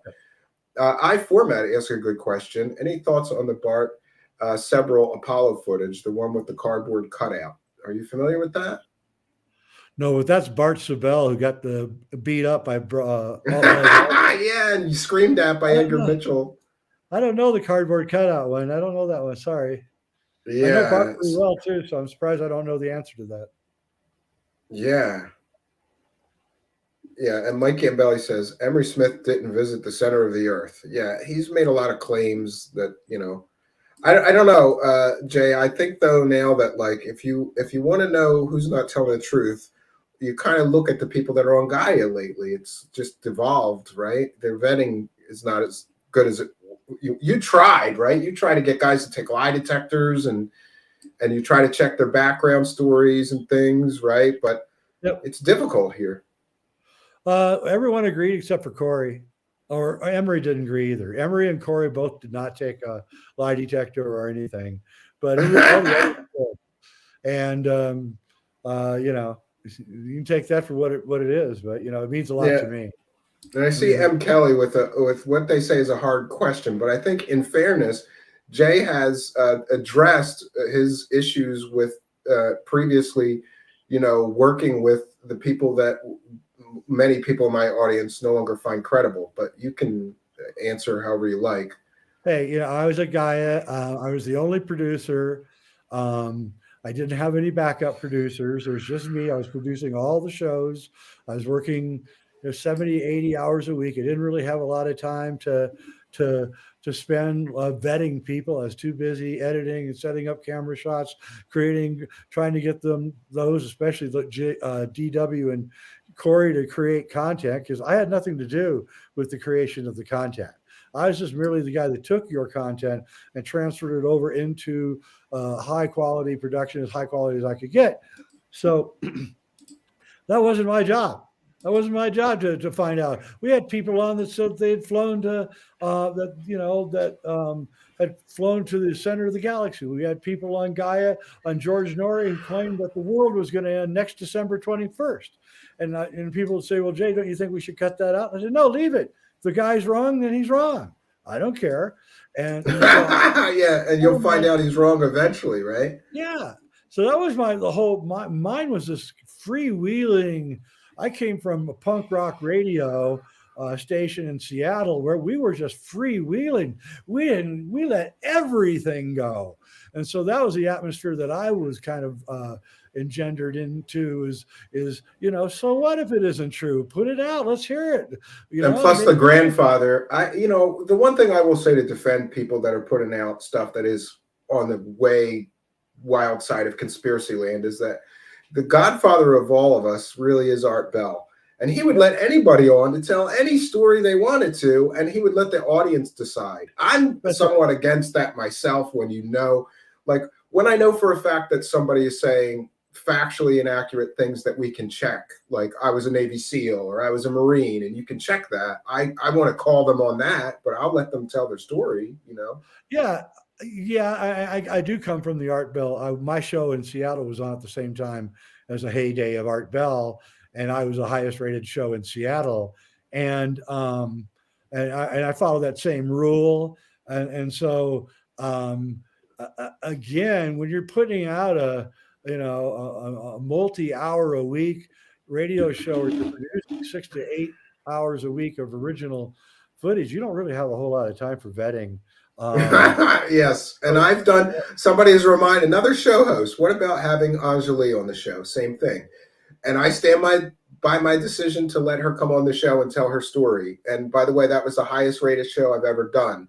Which, if I wanted just numbers, I would find 10 more Angelis, and I would just have an Anjali every night, or a person like that. We're kind of like, we're walking a tightrope here between skepticism and believers, and I think that's healthy. I'll find my way, but that story sure. You're doing a different take, because you're not only just interviewing people, you're kind of investigative journalist. So you're kind of taking, you're an odd bird in that, you kind of are going to have to now vet everybody and ask all the tough questions. I know where people are going to, yeah. And some people, I just want to make sure that everybody understands there are going to be some people that are going to be pissed off that Jay was even here. But here's what I'll say. Jay and I'm sure we disagree on many things. We agree on many other things. And personally, I like Jay. I like a lot of his work, his previous work. I like him as sort of almost an idol to go like, here's this guy that's doing a lot of things that I would like to be better at, like video editing and making documentaries and research. And so for the people upset with my guest choices, I like Jay. I don't have any, we don't have any problems between us that would, make me go, no, he can't come on my show. Like, here's a guy with all this experience and, another one of these, you're like an OG in conspiracy land. You've been at this for, decades longer than me. So there's certainly something to learn there from you, for me personally. Well, I'll tell you this, if you become successful in whatever field, if you become a very big success, your number one enemy is going to be jealousy. It's actually unbelievable how much jealousy there is out there in the world. And so I take all those criticisms with this kind of understanding that, maybe you didn't cut it, buddy, and that's why. I told you a little bit offline. As soon as it got monetized here, some people lost their goddamn minds and started calling me a sellout because I got $27 that week in super chats or whatever. It's just, and it's always a guy that does less than you or is less successful that's got to take some shots. I've never had a guy higher up the scale than me do anything but be kind to me. Most of the people, I've been very fortunate, like people like you who have a lot more bigger bullhorn than me, gave me good advice about how to do things or how to get a bigger audience. But it's always the guys that got 10 people watching them that get pissed off at you because you have 100 or 150 suddenly, or your show's doing good and blowing up, or it's always those guys, right? But you did get a lot of flack because and I would defend you, and I have defended you to many people. People have said like, oh, well, he's the guy who brought us Corey Good, so the hell with him. And I'm like, yeah, but he's brought us 100 other things. That was just one thing he was involved in. And Jay, to his credit, has said, I regret helping create that monster. Those were your exact words. I regret helping create this monster, I do every day, in fact. Yeah. You're getting sued for it right now. Thanks, FGraf72, kind and generous.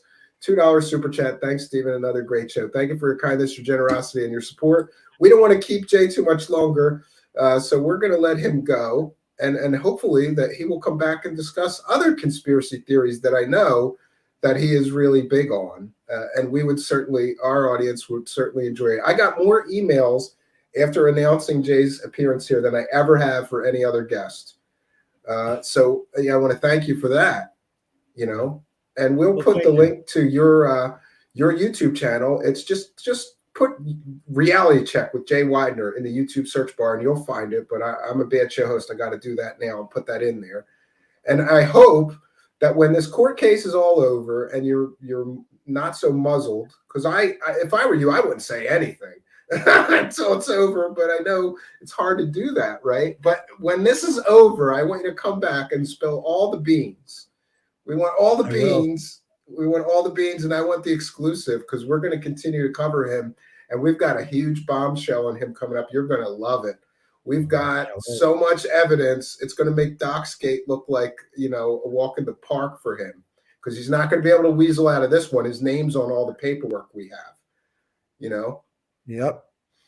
Well, and I want to thank you because you've been, your work has been really important in uncovering a lot of this BS, and you're kind of the cop on the beat and make sure everybody's staying on the straight and narrow. And we need it. Yeah, and I want to thank you for always being supportive of my efforts here. You didn't need to. There's been a couple of times where I went to Jay for advice on different things. Like I didn't know how to handle something one time. And I remember I called you from the cabin and said, here's what's going on. And he sort of walked me through it and it all worked out well. And he didn't have to take the time to do that. He's check out his documentaries. Check out his channel, Reality Check. What have you got coming up on Reality Check? Do you want to tease anything, or what are you working on there? Yeah, I got some pretty interesting guests coming down the line. I'm going to do a show here soon on the Yuga system, show you why we're in such trouble today, and how the Hindus and the Vedic tradition predicted everything that's going on. It's going to be great. Okay, great. Well, we're going to throw you out of here, and I'm going to take a quick musical break. But get any questions or comments left in the live chat, and get any of those super chats in, because we're going to read them all when we come back. And we want to thank Jay Weidner for his appearance tonight and informing us about this Stanley Kubrick conspiracy. This is something that's been on my list to do for a while. But here's one thing I've learned.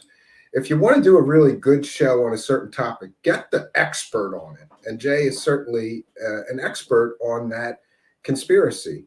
So yeah, we're gonna take a short musical break here. I'm trying to find my bumpers here.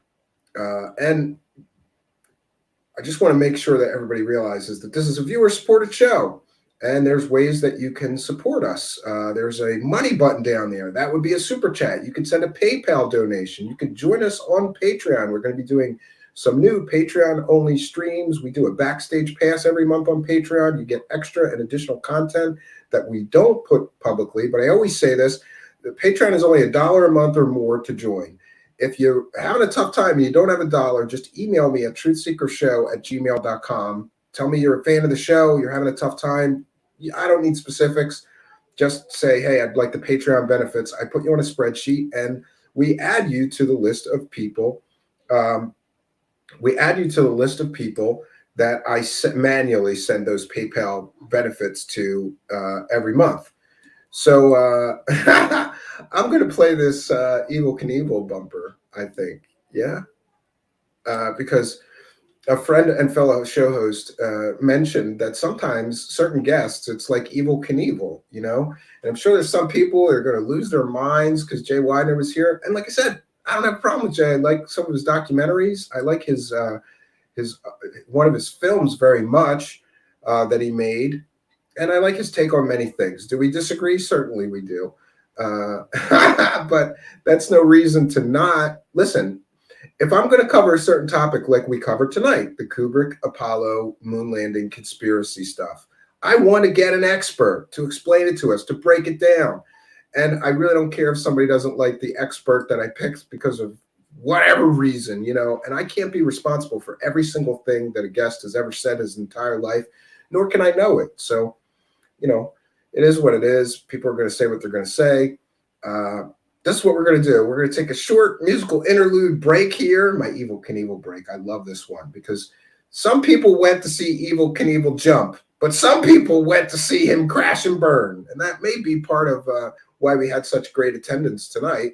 I'm sure some people were tuned in, anxious to hear what he would have to say about Corey Goode as well. We tried to get into that as much as we could, but please remember that that's an ongoing legal case for Mr. Weidner.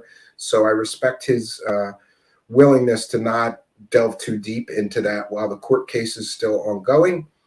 We're going to take a short break. Get any of those super chats you want to get in. We're going to read every single super chat when we come back, including, I think there was 2 earlier we read. We're going to read all of them when I come back. We'll be right back, friends.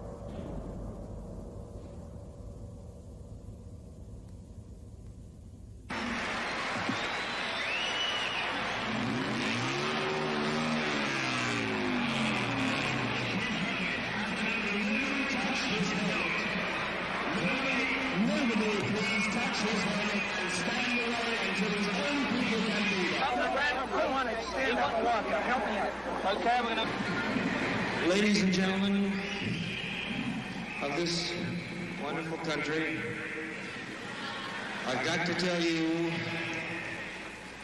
that you are the last people in the world who will ever see me jump, because I will never, ever, ever jump again. I am through.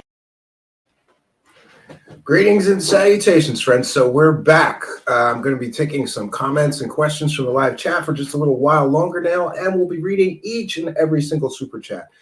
This is a viewer-supported show. We read and thank every single person that sends a super chat, so please know that. Okay, we have XXX, says Kate. Yeah, basically I was saying, Stephen, don't put these liars like Kari on the show like Angelique. You know, that was a tough call for me. And I think to this day, I think I made the right decision to put her on the show because I think my interview with her was probably better than most that I had seen up until that point. We asked her a lot of hard questions. And as far as being a liar, at least in the case of Angelique, her background, her claimed employment history and military history was true. Now, was she lying about all the aliens? I don't know, but many people believe that she was, given that the whole story sort of crashed and burned. And, you know, I can never please everyone. Remember that. I can never please all the people all the time. You may not like a certain guest that we choose to have.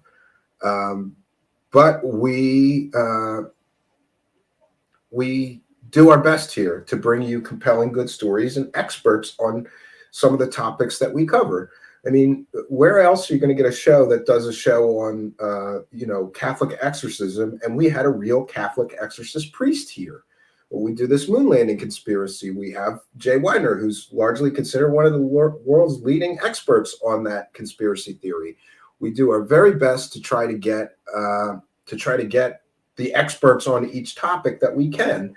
We did the Roswell series where we had the world's leading experts on Roswell. Some people liked certain of those guests and didn't like certain of the guests in the same series. You know, the believers loved the believing guys like, Don Schmidt and Kevin Randall and others who believed it's a crashed extraterrestrial spacecraft. And the skeptics preferred Cal Korf's take on it. You know, it's really hard to please all the people. Wow, look at that.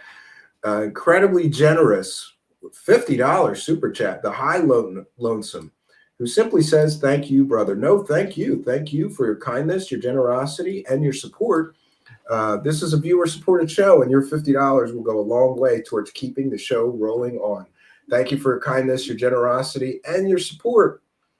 It is much, much appreciated, the High Lonesome. And here we have Melissa, who says, Stephen, guess what? What? I'm all ears, Melissa. Good to see you there in the live chat. Spooky says, holy shit, thanks, the High Lonesome. Yeah. Whenever I see a big one like that, I smile. Well, I smile for every one of them, but the big ones, I'm always blown away by everybody's generosity. I think that's the first time supporter of the show, which I am really, really, really, really blown away by the generosity and the support of some people. 1 second, friends. I'm getting paged by my wife, who unfortunately has a toothache, so she's trying to go to the store.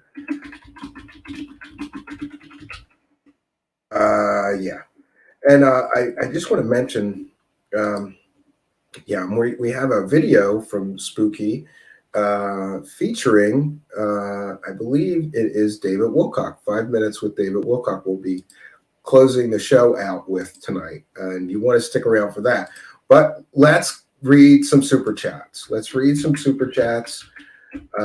want to make sure that we recognize and thank each person who is sending a super chat, because that is the primary means of supporting our show.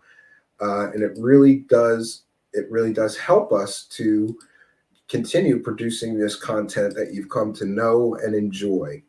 Let me get up here Yeah, so we've had a kind and generous $5 super chat donation from Fulcanelli tonight that says, in memory of Vincent Bridges, true alchemist. Kind and generous $2 super chat from FGraph72. Thank you for your kindness. That says, thanks, Stephen. Another great show. And of course, the super generous $50 super chat tonight from the High Lonesome, who simply says, thank you, brother. And I say, no, thank you, brother. Very kind and generous of you. So if we have any comments or questions for me, please put them in all capital letters, but we'll take some comments. The High Lonesome says, Stephen looks out for folks, shows a lot of integrity. We do the best we can here, but it is like walking a tightrope here. The Sixth Sense sharing that Anjali interview, which is our probably most watched video ever. Yes, and Archaic Revival says Anjali could not handle the spotlight. She has frail nerves. That's very possible. Some people are not used to being in the spotlight, and when suddenly being forced to be thrust in it, they do not handle it well. Especially her press conference, she seemed very uncomfortable and sort of out of place in her skin, right? Pick says, I think High Lonesome gets a wrench. If he would like one, certainly. Yeah, she's going to the dentist tomorrow, so she's been complaining about a toothache, and and I also just want to mention, thanks to everybody who reached out to me. My family is safe and warm. We had a nightmare happen.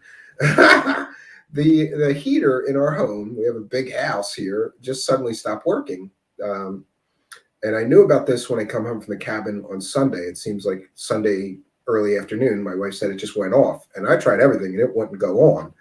So I'm not a heater repair person. I did what I could do. We called a heater repair person. The guy came. He looked at the thing for 2 minutes and said, oh, you got to replace this entire furnace. And I was kind of like, well, can you try to at least fix the one that's here? Because maybe it just needs a part replaced or something. And he said, no, you got to replace the whole furnace. And I said, well, if that's what you recommend, what's that going to cost? $14,000 this guy wanted. He wanted me to just hand him $14,000. He's like, well, if you don't have the money right now, we could finance it. And we could do the work tomorrow. And you'll have a new heater tomorrow. We'll get it in. We'll get the old one out. We'll get the new one in. And, here, sign this contract and pay us $14,000. And something didn't sit right with me with this guy because he did not, I don't know. I don't know how to fix a heater, but I know how to fix computers. And the first part is diagnosis. You take the computer, you try a bunch of different stuff, and you say, okay, what's going on here? Check this, check that, go through a checklist, do a diagnosis to try to determine what the problem with the computer is. You don't just throw the computer in the trash and buy a new one, though some people do that. We're living in a much more disposable world. So anyway, this guy was adamant. You just got to replace it. And I'm like, how sure are you that this can't be fixed? And he said, I'm 100% sure. I've been doing this a long time. The guy looked like he was like 35. So I don't know. Anyway, I go, I talked to my wife, and my wife and I were very upset because imagine suddenly it's right before Christmas. We have children, I'm broke. And I'm like, suddenly I have to come up with $14,000 because I'm not going to let my children just be cold. It's December. Luckily, Monday it was 65 out. So we were not cold at all while the heater was off. But as luck would have it, my wife's boss had a really good heater guy and said, oh, no, you get a second opinion before you put out that kind of money. My wife and I agreed. So another heater repair guy, not a scammer, a reputable guy who knows what he's doing, came here. And as soon as he got here, he pulled out his tools and he had a multi-tester and he was checking stuff in there with the furnace. And a few minutes later, he comes to me and says, oh, yeah, this is no problem. I can fix it right now. And I said, you're kidding me. I didn't tell him about the scammer. I didn't want to influence him. I didn't want to say, the last guy said we got to replace the whole thing. What do you think? So anyway, he shows me there's a corroded wire between the thermostat. And this has pissed me off because I didn't think to check this. There was a corroded wire between the thermostat, which is in the living room, and this little utility room, which is near the entrance to the home, where the furnace and the hot water heater are. And the wire was completely like coming apart in your hands. It was that corroded, old wire. So the guy crawls in the crawl space with a bundle of wire, and he had the whole heater fixed in 5 minutes and on. And he only charges, a couple of $100. So, boy, did we dodge a bullet, because if we had just trusted the first guy or not gotten a second opinion, we would be out $14,000 for a heater we don't need. Now, to be clear, the reputable repairman said you probably should plan to replace this in the next year or two, because it's really old and, it's going to start breaking down. It's not in the best shape, but we dodged the $14,000 for now. So, Melissa, I saw the 50 and you got me again. Melissa with a kind and generous, I think that's $50 Mexican, who says, guess what? 50 fake bucks, LMFAO. Yeah, thank you for your kindness, your generosity, and your support. We'll take your 50 Mexican bucks. I don't know what I always forget what that translates into, but we're going to see right now. So, and Melissa always warns me, don't get excited. Yeah, so that's $2.37 US dollars, but we'll take it, Melissa. Thank you for your kindness, your generosity, and your support. And thanks to everybody tonight, all you kind and generous people who have helped us to praise the cash, friends. We thank you for your kindness, your generosity, and your support. Praise the cash, friends.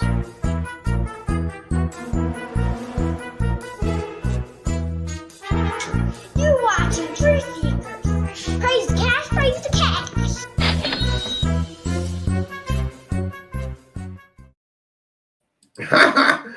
Yeah, so thank you all for your kindness, your generosity, and your support. Any more comments or questions for me or super chats for me to read, get them in. I got to wrap things up so my wife can get to the store.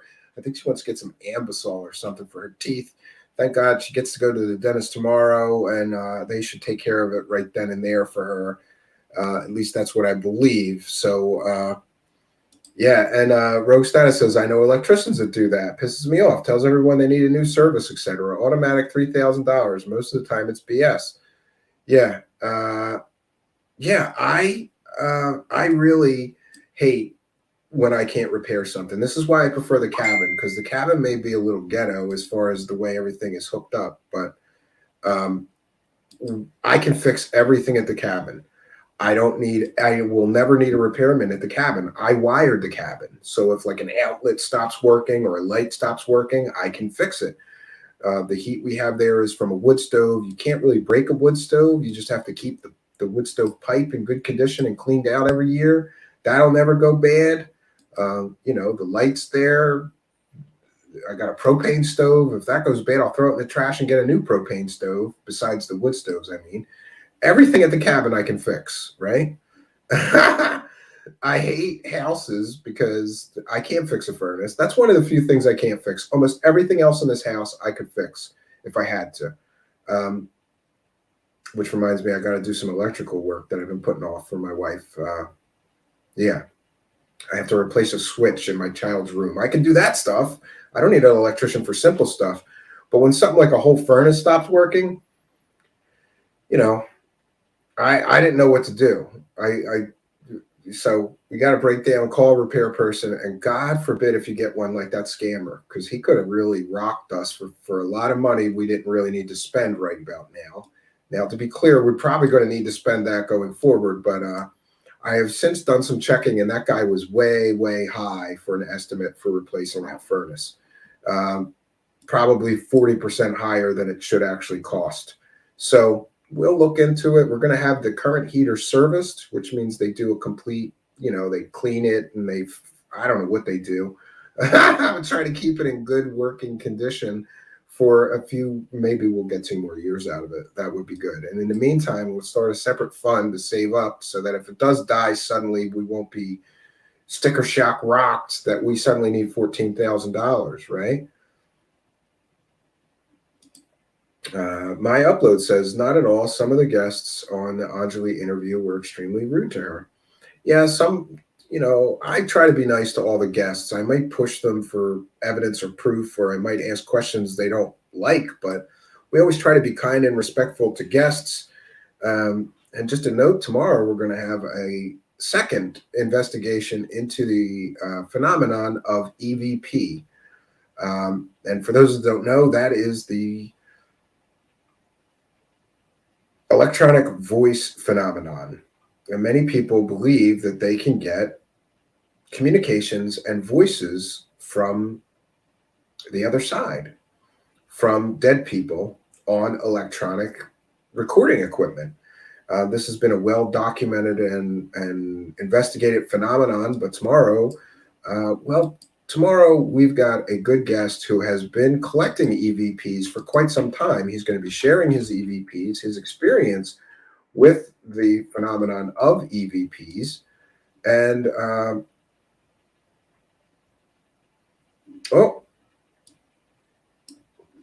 I have a video shared to us with the Stanley Kubrick Raw interview, but it is 120 minutes, so that's a little longer than our wrap-up time allows, but I will thank you for sending that to me, Lord Ludicrous Plaid, and I will put that Stanley Kubrick interview in the description of this video tomorrow, or later after the show ends. I will put that in there. So I think we're going to be wrapping things up here. I've got to go take care of my kids for a little while so my wife can try to get some Ambisol or something. She wanted to go to the store. So I am going to bounce on out of here. I want to thank my guest tonight. Ryan, that guy was real rough on this Anjali, right? A shop tried to rip off Sixth Sense girlfriend, telling her needed new stripes. They sprayed oil on them and threw dust on them. I check them regularly. They have less than 10,000 miles. My wife caught somebody grinding down calibers, Sixth Sense. He said that he put new calibers on her car and he really just ground the old ones down and put them back. She took her car back to him with paperwork from a good mechanic stating that he ripped her off and got her money back. She said, I'm not leaving until you give me my money. You didn't do what I paid you for. I want my money. She's tough, right? Yes, and Spooky says, I hope everyone will enjoy the video coming up, reminding me that I have to play it. So we're going to bounce out of here, and we're going to leave you with a very fun video from Spooky, from her Out of Context CW channel that's titled 5 Minutes with David Wilcock. And this is a great one. Oh, I love it. So we will see you back tomorrow night, 8:30 p.m. Tomorrow night show is 8:30 p.m. Eastern Standard Time. I want to thank my guest tonight, Jay Weidner. I want to thank the live audience and all the kind and generous Super Chat donators. One last thing to check here. We're going to check in with the PayPal donations and check if there's any of those. We call those out as well. If you send a PayPal donation, the link is in the description of the video here. Just be sure to add a note and let us know where it is that we can shout out your note, so we don't have any new PayPal donations. So if you do send a PayPal donation, though, add a note so that we can read whatever it is that you would like to share on the show in exchange for your kind and generous support of the show. We'll be back here tomorrow night. We've got a few incredible shows coming up, as well as this Thursday at 2 p.m. Eastern Time, I'm interviewing Ian Crossland from Timcast IRL. And I'm excited about that because their show has over 1 million subscribers. So, and I've been watching Ian for quite some time, and Luke and Tim Pool. I watch that as well as stuff on the left, more left leaning. I like to watch a balance of both so that I can, figure out what's true. Listen to the right, listen to the left, figure out what's true. And that works very well for me. But I've been watching their show for quite a long time, since I first saw Tim Pool on Joe Rogan, and even before. And I believe I may have even met Tim Pool at Occupy Wall Street back in the day. Always happy to see his success. So we're going to leave you with Spooky's excellent video here. 5 minutes with David Wilcock. And I guess this one is sort of themed around his recent divorce, because this video features he and his wife together. And it's kind of funny to see them together and how they interact with each other. Very, very strange. Very, very strange. So we'll be back tomorrow night. Until next time, friends, my name is Stephen Cambion. Good night, and God bless all.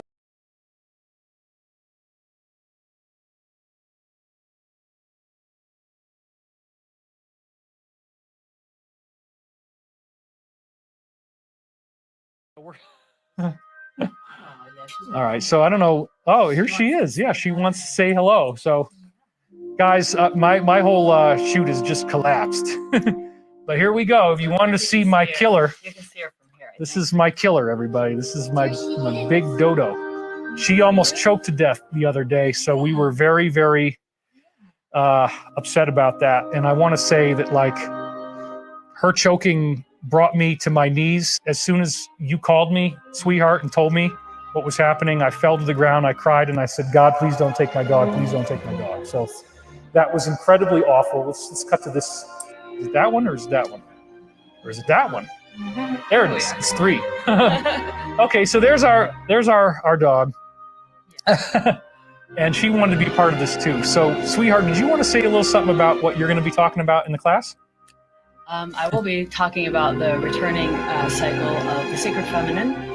So really the 2,000-year cycle, the sacred feminine returns. And so I'll be sharing information on that. I don't know exactly. Well, and I noticed too, I mean, you've been taking notes on like everything that I've been talking about. So she's going to be really, really studying the material in the class and then giving a curriculum that weaves in the cycles of history, the geometry, the solar flash, interplanetary climate change, Christ consciousness.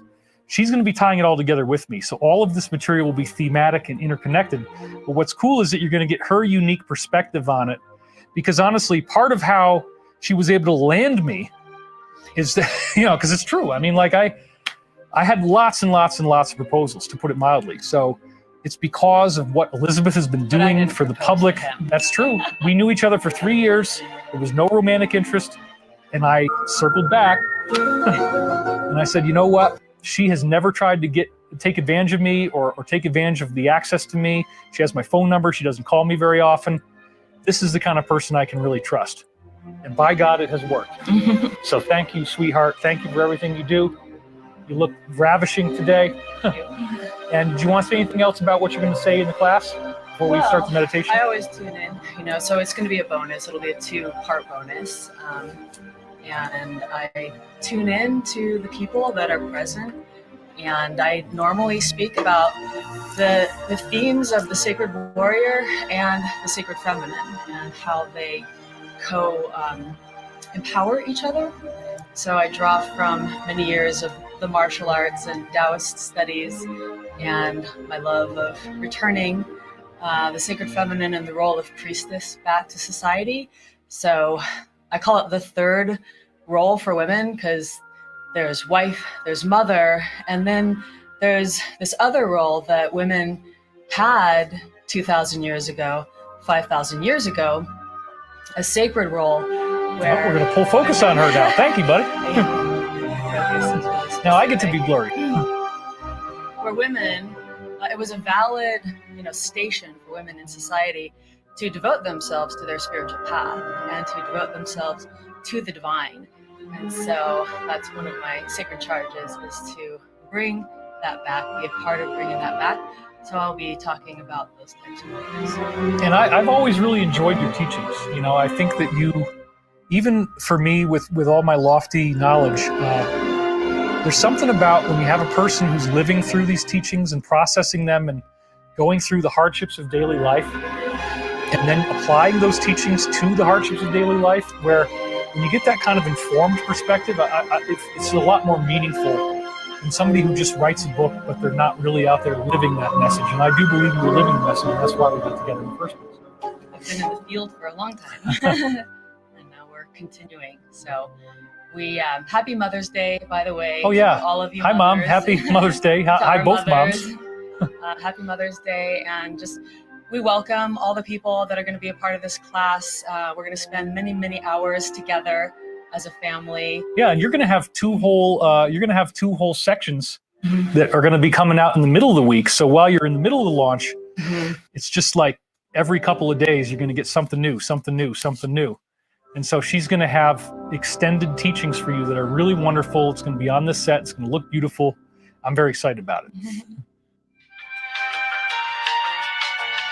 got no sleep because of you. Now you get no sleep because of me. I got no sleep because of you.